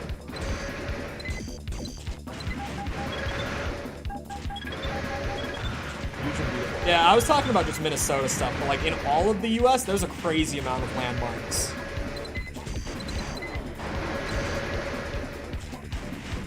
I guess we have Lake Superior in Minnesota as well. I should have thought of that. There's a lake like a couple hours away. It's the largest body of fresh water on the globe. It's the largest freshwater lake on Earth. So that's neat. It's kind of a lame thing, but at the same time, it's a big ass lake. Like you can see it from satellite. It's a giant lake. That's why it's called one of the Great Lakes. It's the average Xeon Gundam. Oh, I haven't seen Gundam yet. I've got a couple of buddies from high school who are telling me I should watch it, but I haven't gotten to it. I think it's funny. A lot of people now think that I'm like a mech guy, but I'm not. I literally, like, as far as mech stuff goes, all I know is Armored Core. That's all I know. There's a lot of these. He greets opponents with a deceivingly powerful offense, given his AC's small frame.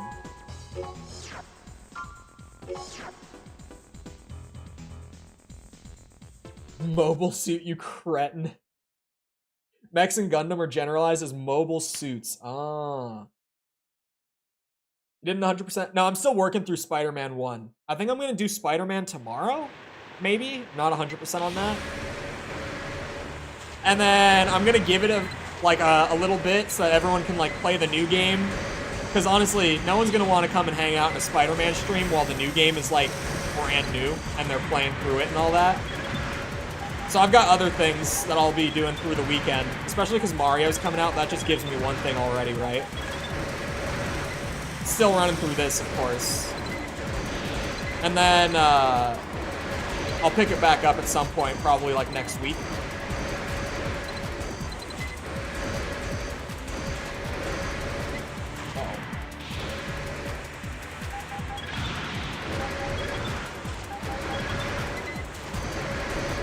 This missile launcher on the ACs that it will work against, it is pretty great. But there are so many that it whiffs like every shot.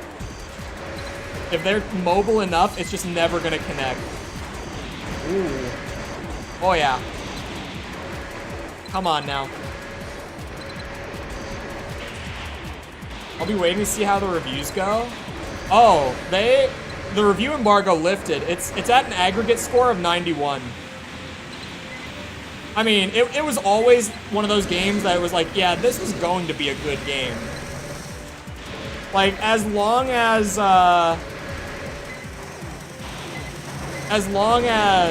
there we go. they could have literally just, like, made the same game, had both of the characters playable, and then just made a new story, and it still would have been a good game. Maybe not, like, a perfect sequel by any means, but it still would have been a good game. IGN gave it an 8. Never forget that they gave Black Ops 3 a 9.4 or Halo 4 a 9.8. Never forget those reviews, chat. They gave Alien Isolation like a 5 out of 10. Trying to think of other crazy IGN reviews that I have never forgotten.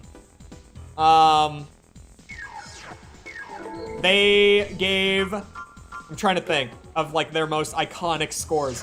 Oh, they gave Prey 2017, like, a 4.7. Or something in that ballpark.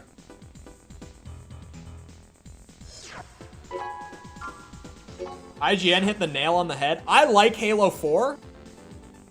I'm a contrarian on this one, too. A 9.8 is crazy. Because, like... if we're talking that kind of score, it's like Ocarina of Time is like a 9.8, 9.9 kind of game. Not Halo 4.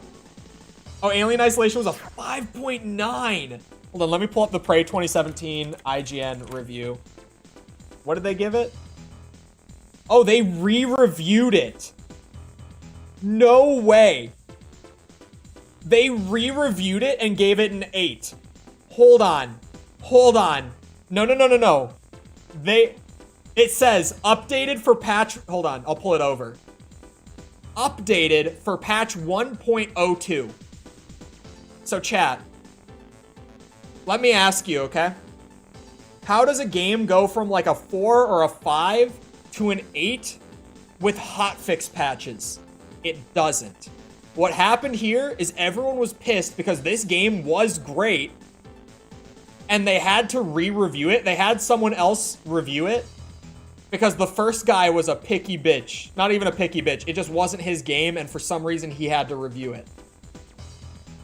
Fortnite a 9.6. Yeah, their reviews are crazy.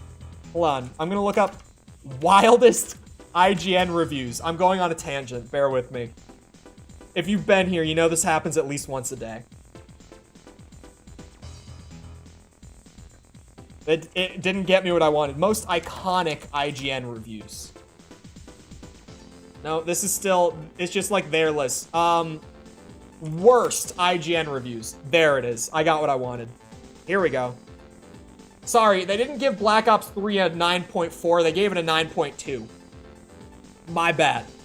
Alien Isolation a 5. It's a 5.9.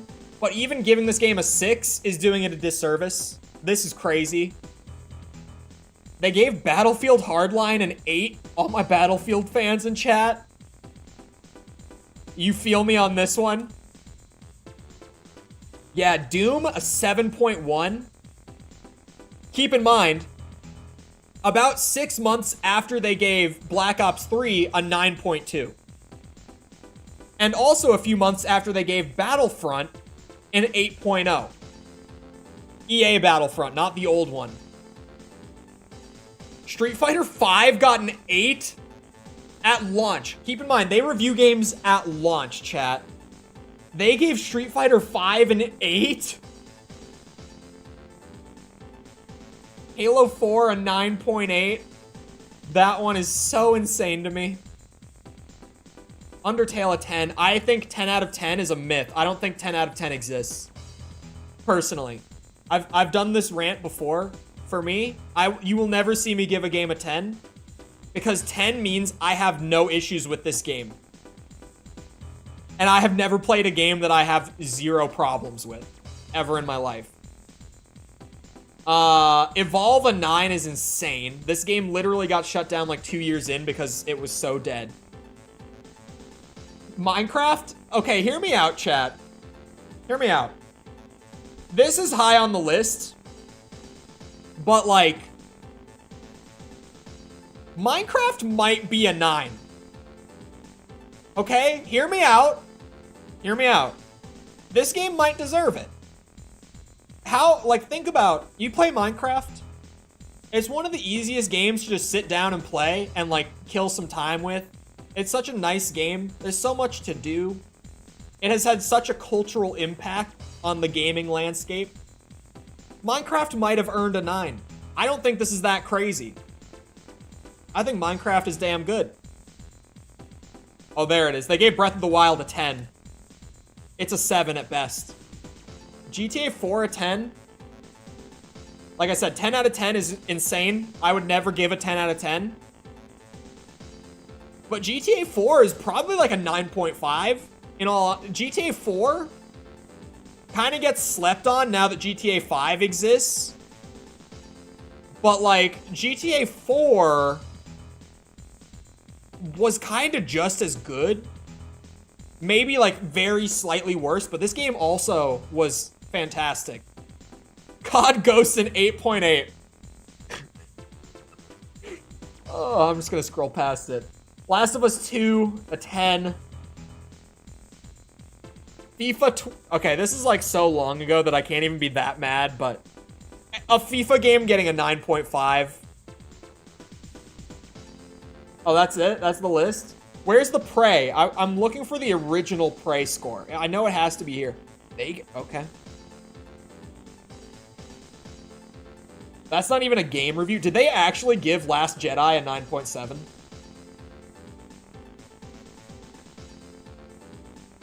Did they actually do this? Oh my god.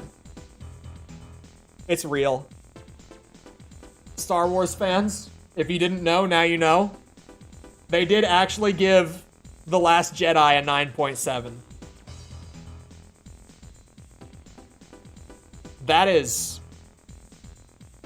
That's something.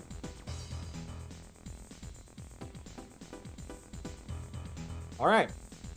Moving on. Fallout 4. There it is. They gave it a 4.0. I said 4.7. They gave it a 4.0. This is what I meant when I said they re-reviewed it. So I ask again, chat. They said, in quotes, their quotes, review updated for patch 1.02. How does a game go from a 4 to an 8 with 2 hot fixes? Like bug fix patches. I'll tell you, it doesn't. This was just such a poorly received review that they re-reviewed it. And tried to play it off as we updated it for the new patch.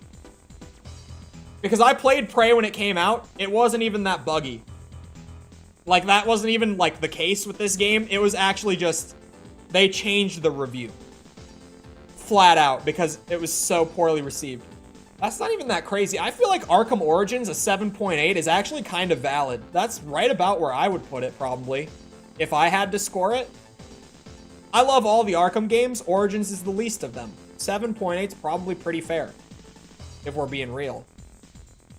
That's the end of, like, even the full extended list. But yeah, IGN has some great reviews, as you can see.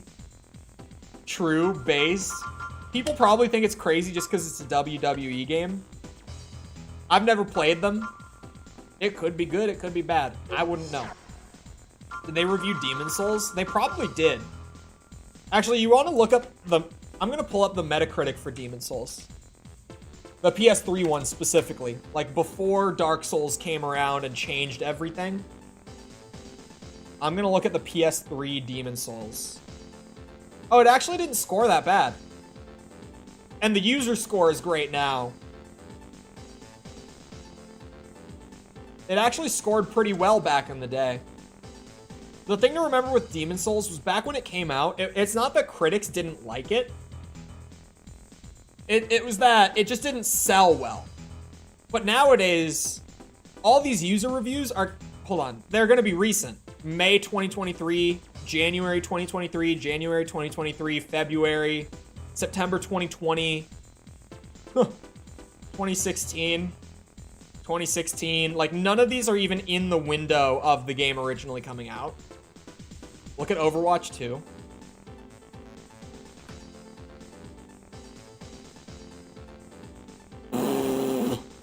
I was like, 7.9 doesn't seem that crazy, and then overwhelming dislike. That's incredible that that's the metric. I've never even seen Metacritic go this low. I'm gonna be honest, I've never seen something like this. That's pretty good. I'm actually, that one makes me happy. The original Overwatch reviewed great. It won Game of the Year, if you didn't know. In 2016, Overwatch won it. I don't feel like it deserved Game of the Year in 2016 when we got games like Doom. And I know there were more games. Hold on. Titanfall 2, Dark Souls 3, Uncharted 4, Final Fantasy. Actually, that one was bad. Never mind. Dishonored 2, Civilization 6, Deus Ex, Mankind Divided. Overwatch won Game of the Year in that year. The sight of his checkered AC running around an arena is quite impressive, but overall he's a weakling. I see that he has the missile arm weapons, which is a great sign for me.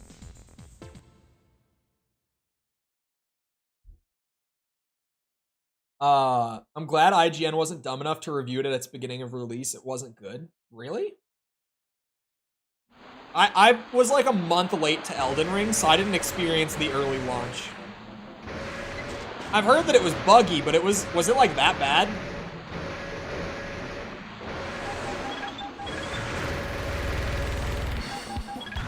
I'm also shocked that IGN wouldn't do a day one review. That seems so not like them. I mean, look at the Prey situation. They'll clearly shit out a review, even if it means having someone who will not like the game play the game and review it.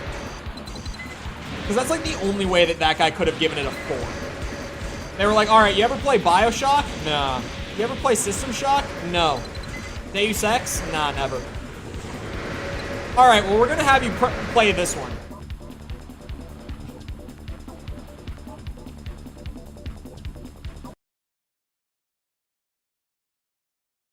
Legion? Oh, World of Warcraft expansion. I was like, what is Legion? The only thing I could think of was Watch Dogs Legion, and I'm like, that can't be right.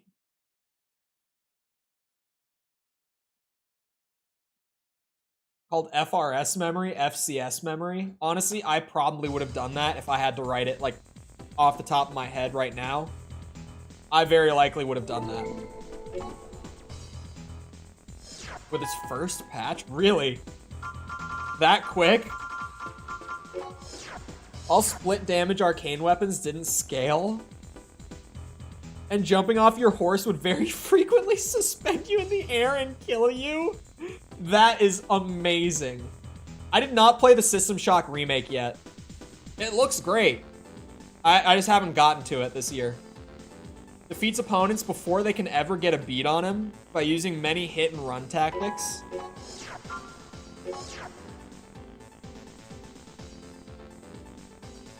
I didn't experience a lot of that. Just like actual gameplay things then, like the horse and I guess split damage arcane weapons not scaling, which is really odd.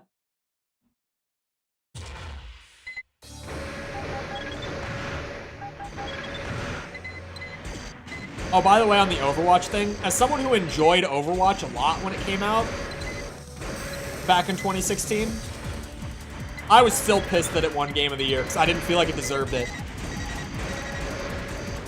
Because there were so many other great games that year that I was like, how did Overwatch win? I think the justification for it, like the reasoning for it, was like the cultural impact of it. Which, fair enough, but like, can that really outweigh the fact that Doom 2016 came out that year? I mean, come on. Let's be real. We all know what the game of the year was in 2016. It was Doom. If you disagree, you're banned, by the way. Don't even try it. Don't test it. If you disagree, you're banned.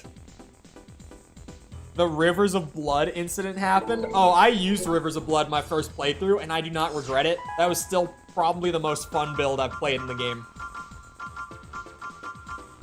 Because is it easy mode? Yes. Oh my god, there are so many of them. I had no idea. Well, we power through. A rich pilot who spent gobs of time and money on his AC. His basic method of attack is head on. Was the Game Awards even established? I think the first Game Awards was 2013, if I'm not mistaken. Somewhere around that time. Jeff's been doing it for about a decade now. Wait, is this gonna be the 10th Game Awards? This year? Because if so, what a crazy year of games to have your 10th anniversary for the award show on, right? Like, it's your 10th anniversary, and it's just, like, the best year of games since you started the award show. Hold on. What was that? Hold on. I'm looking back to what was their first Game of the Year winner, because that will tell me how long they've been running it for. Hello? Why is it that the Game of the Year page just brings me to... Alright, where's the Wikipedia page? Oh, the fight was over that fast. I was gonna let the replay run while I looked at this. Hold on. Oh, here we go. Game of the Year. Okay, it started in 2014. It started in 2014. How were games awarded before that? Prior, like, it still happens today where, like, every media outlet that covers games, journalism-wise, has their own Game of the Year that they award. So, like, if you buy Arkham Asylum Game of the Year edition, it is because it won Game of the Year. But you might notice that a lot of other games from 2009 also have Game of the Year editions. Because all that it had to be back in the day was, like, you got a Game of the Year award from an outlet. The younger... Kojita, definitely. Fights from a distance, known for running from attackers. He has no friends. Damn. People only ever try to attack him, huh? If anyone thinks Doom wasn't worth it, find a new video to watch now because I'll die on the Doom hill. Doom 2016. Chef's Kiss. Doom Eternal. 2 Chef's Kisses. Doom 3. Not of approval. Doom 2, not of approval. Doom 1, Chef's Kiss. Doom 64, Chef's Kiss. I would agree. What is yeah, I fully went for, like, it looks relatively like Vegeta or Gogeta to me. So Kojita it is.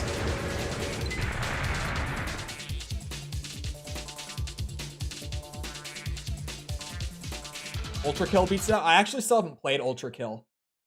So bizarre. I love Doom 64. I don't know why, but I really like it.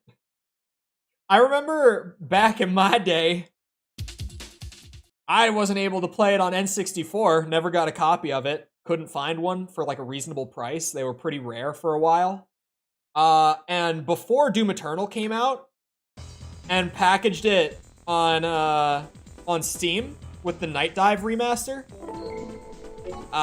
before that, you had to use, like, someone had essentially gotten Doom 64 running in Project 64, the emulator, and then separately packaged that as an EXE and, like, modified it to work with mouse and keyboard properly and stuff on PC. And that was how you had to play Doom 64 if you were, like, actually interested for years. Always moving, even tries to move when his energy is gone. He thinks he will be terminated if he stops. How did Starfield do? Pretty well. I enjoyed Starfield playing it personally. I think it scored somewhere in, like, the mid-8s, which is... I probably wouldn't have scored it in the 8s. I would give it somewhere in the 7s. It was like a good game, fun game, but it's a Bethesda game. So, like, it's kind of a junk food game, right? Like, am I playing Starfield for high art? No. Am I playing it just to, like, do some classic Bethesda RPG stuff and have fun for a few hours? Definitely.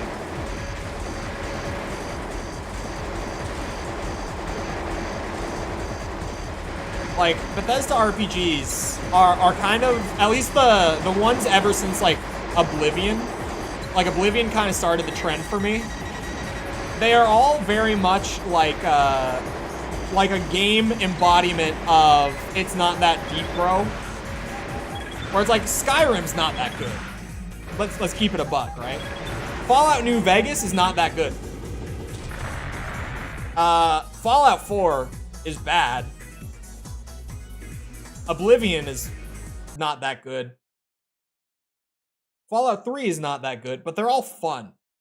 Like, every single one of them is still fun, except for Fallout 4. In my opinion, but a lot of people still think Fallout 4 is really fun. What did I say about New Vegas? It's not a traditionally good game. Like, if you pick apart New Vegas's design, it's genuinely not a good game, like, on paper, but it's a really fun game. I have hundreds of hours in it. I was so addicted to New Vegas for so long, but it's not a good game. You know, it's a really fun game. It's a junk food game. I love the term junk food game, and I use it a lot because it's such a good term. It's like, yeah, you play it not because it's like the pinnacle of game design. You play it because like it's fun. It hits like that sweet spot that you're just looking for. It's not junk food. It is. The game can't even run without breaking itself without a mod. Nothing but a chicken who is always on the run. On occasion, he'll get mad and then attack. Like, you need a patch. Even if you're running, like, what is it? Is it Windows 8 that it released on originally? Even on Windows 8, it was like that. You always needed a fan patch to play New Vegas. It's Overwatch for me? Yeah, junk food games are very real. Like, there are a lot of games that I like a lot that I'm like, yeah, this game isn't, like, amazing by any means. It's just, it's really fun to play, so I like it.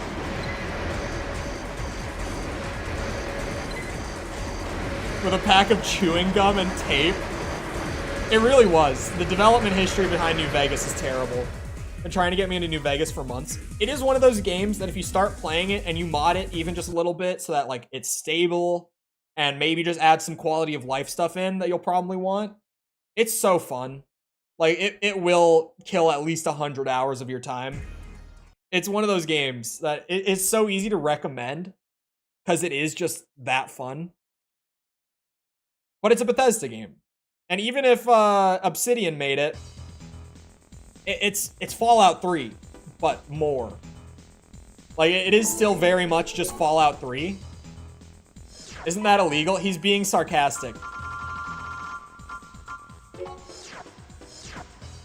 This AC was designed around the concept of a good offense being the best defense.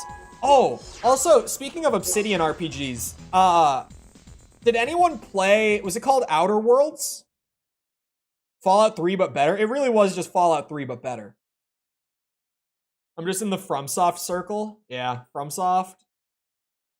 When you first get into it, and even for like a couple years after, it is one that, like, if you like a FromSoft game, you like FromSoft games. It's one of those things that, like, if their design style appeals to you, it's hard to find a FromSoft game that you're not gonna have fun playing. And yes, I include Dark Souls 2. Because I enjoyed it for the most part until it was so damn long.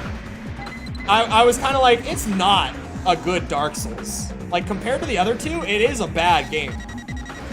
But, like, is it generally a bad game? No. Who's the lawyer here? Thought so. Pretty sure. Oh, or is this a Nintendo joke, Sepper? Is this a Nintendo joke?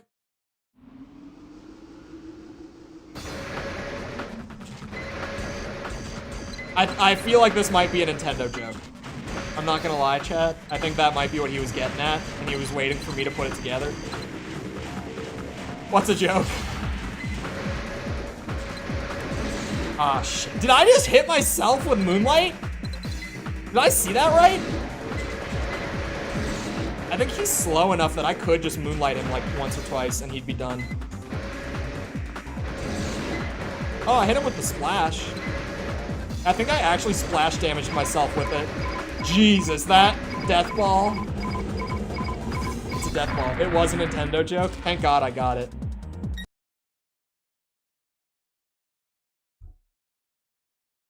Took me a minute, but I got it. That was still one of the craziest things of this year. If you don't know the context behind that being a Nintendo joke, around the time that Tears of the Kingdom was coming out, Nintendo started issuing copyright takedown strikes on any YouTube content that was made around like Breath of the Wild mods. So like literally, they were trying to make the legal argument that like modding was violating their IP and breaking their copyright policies. And it was a wild situation, man. Because even right when it was happening, it was like, what are you talking about? And also, why would you want to take down content about mods? Because like mods to begin with are like fans that really enjoy your game, took your game, and out of like their passion for it, spent their free time making something that they feel like will be fun for other fans to play for free if they own a copy of the game already. It does nothing to your business for people to be playing mods and talking about it other than potentially being a positive, like in the case of like Bethesda or like Black Ops 3 Zombies on PC, right? Where like a lot of people even now are still buying Black Ops 3 on Steam because of all the zombies mods that you can play that are actually amazing. The arms and back weapons are unbalanced on this AC, and being an aerial fighter, this means that he crashes? Is that what it's implying? Nintendo is just weird to begin with. If anyone can convince me to play Demon's Souls, I'll try to play it a little more. Why though? He hasn't played it, for the record. Sepper, if you guys are new, this is Sepper.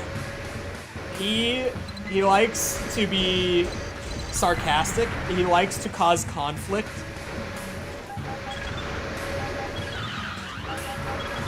And once you know what he's doing, it is entertaining. But at first, he's just kind of confusing. So I get where most people are right now, where they're like, what the fuck is this guy doing? He's an enjoyer of ironic comedy. He's an agent of chaos. That's a good way to put it. Definitely. I can't believe that I just sat here for another 4 hours. So far, I've spent 8 hours trucking through Master of Arena Disc 2, and there are still like 3 more ladders after this one that I have to clear. Nintendo is to video games what Disney is to traditional media. Except Disney got out of its really weird freak behind the scenes phase and Nintendo just hasn't. Well, Nintendo's thing is that they're just kind of like 15 years behind the rest of the industry in terms of like anything outside of their game design. And they're lucky that their game design is so damn good that they get away with it. Because like imagine if a company like Activision behaved the way that Nintendo does. Like, Activision would have died 5 years ago. We would not still have an Activision.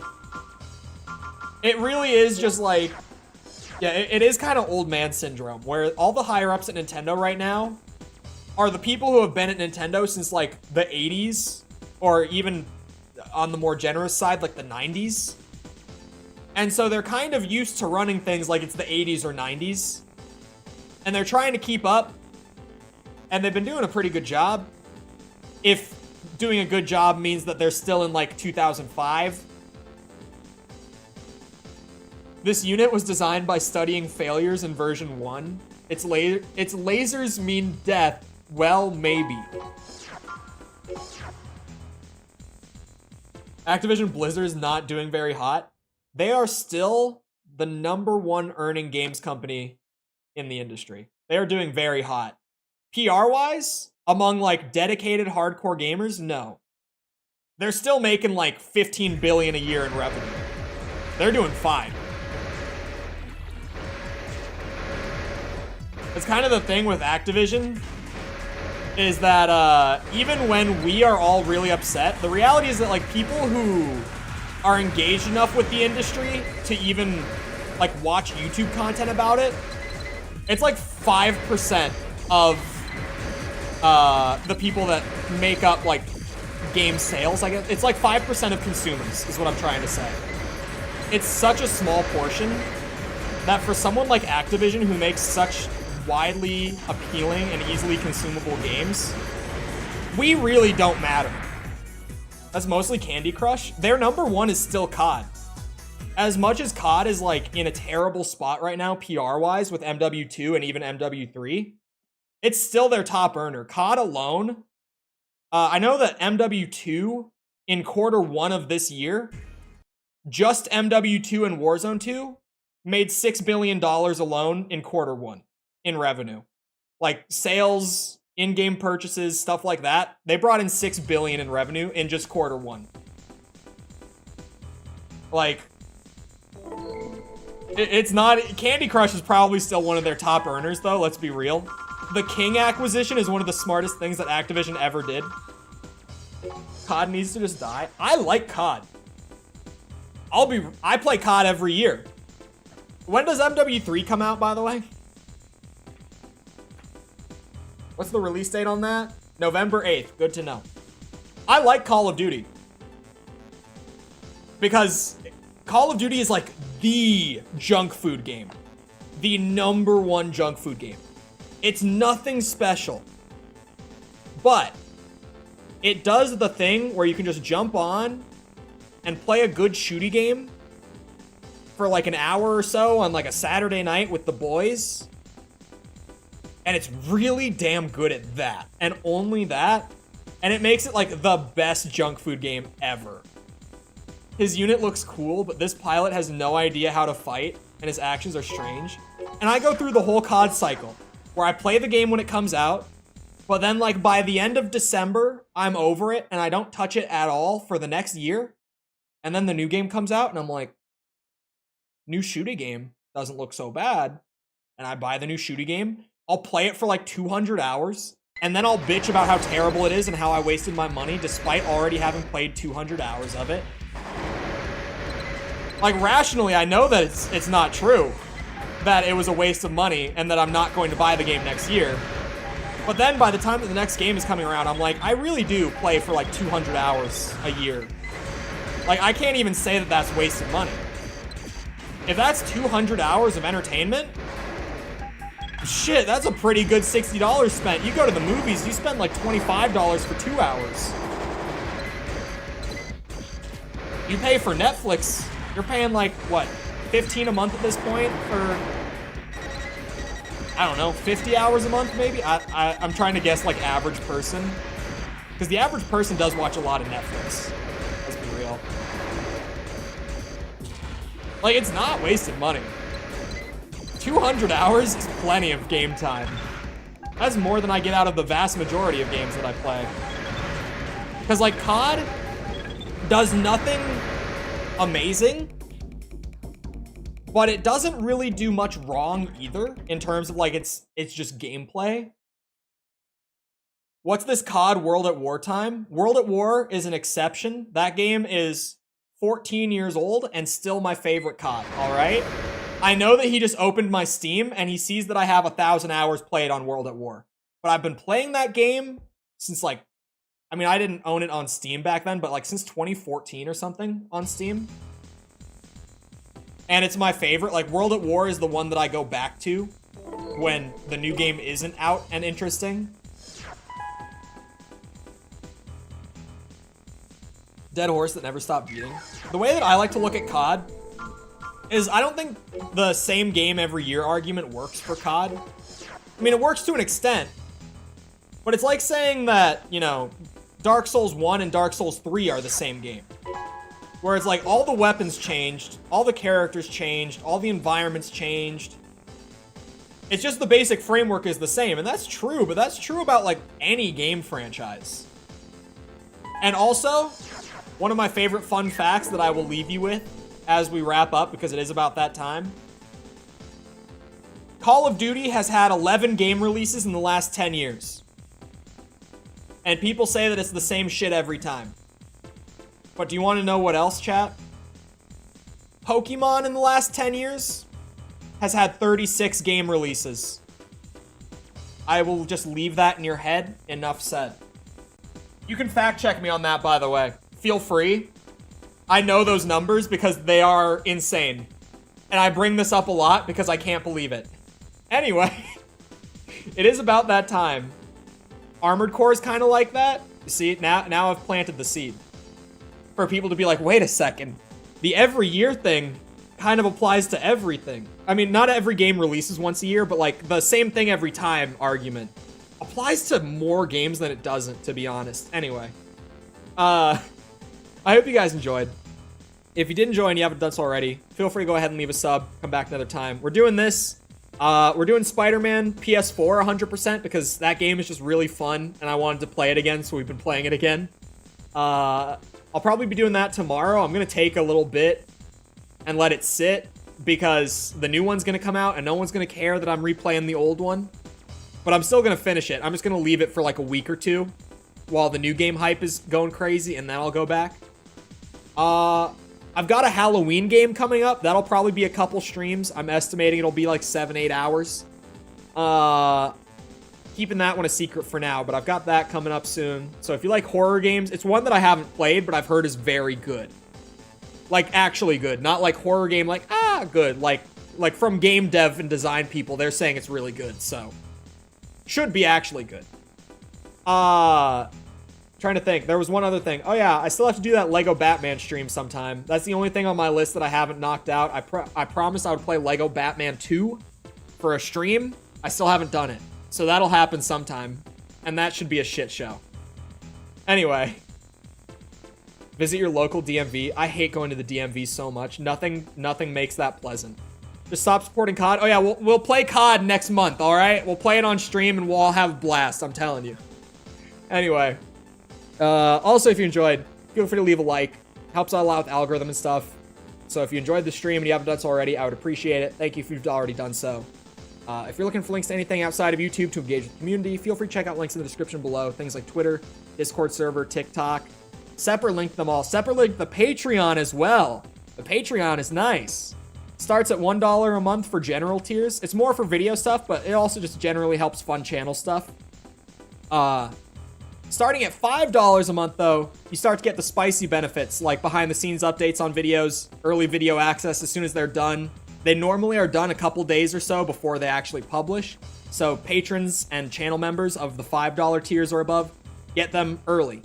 They just get to watch them early. That's it, but for some people, it's exciting. So that's there if you're interested. Other than that, though, once again, I hope you guys enjoyed. I'll see you always back here next time. I hope you all have a great rest of your day. Thank you for coming to the stream, and goodbye.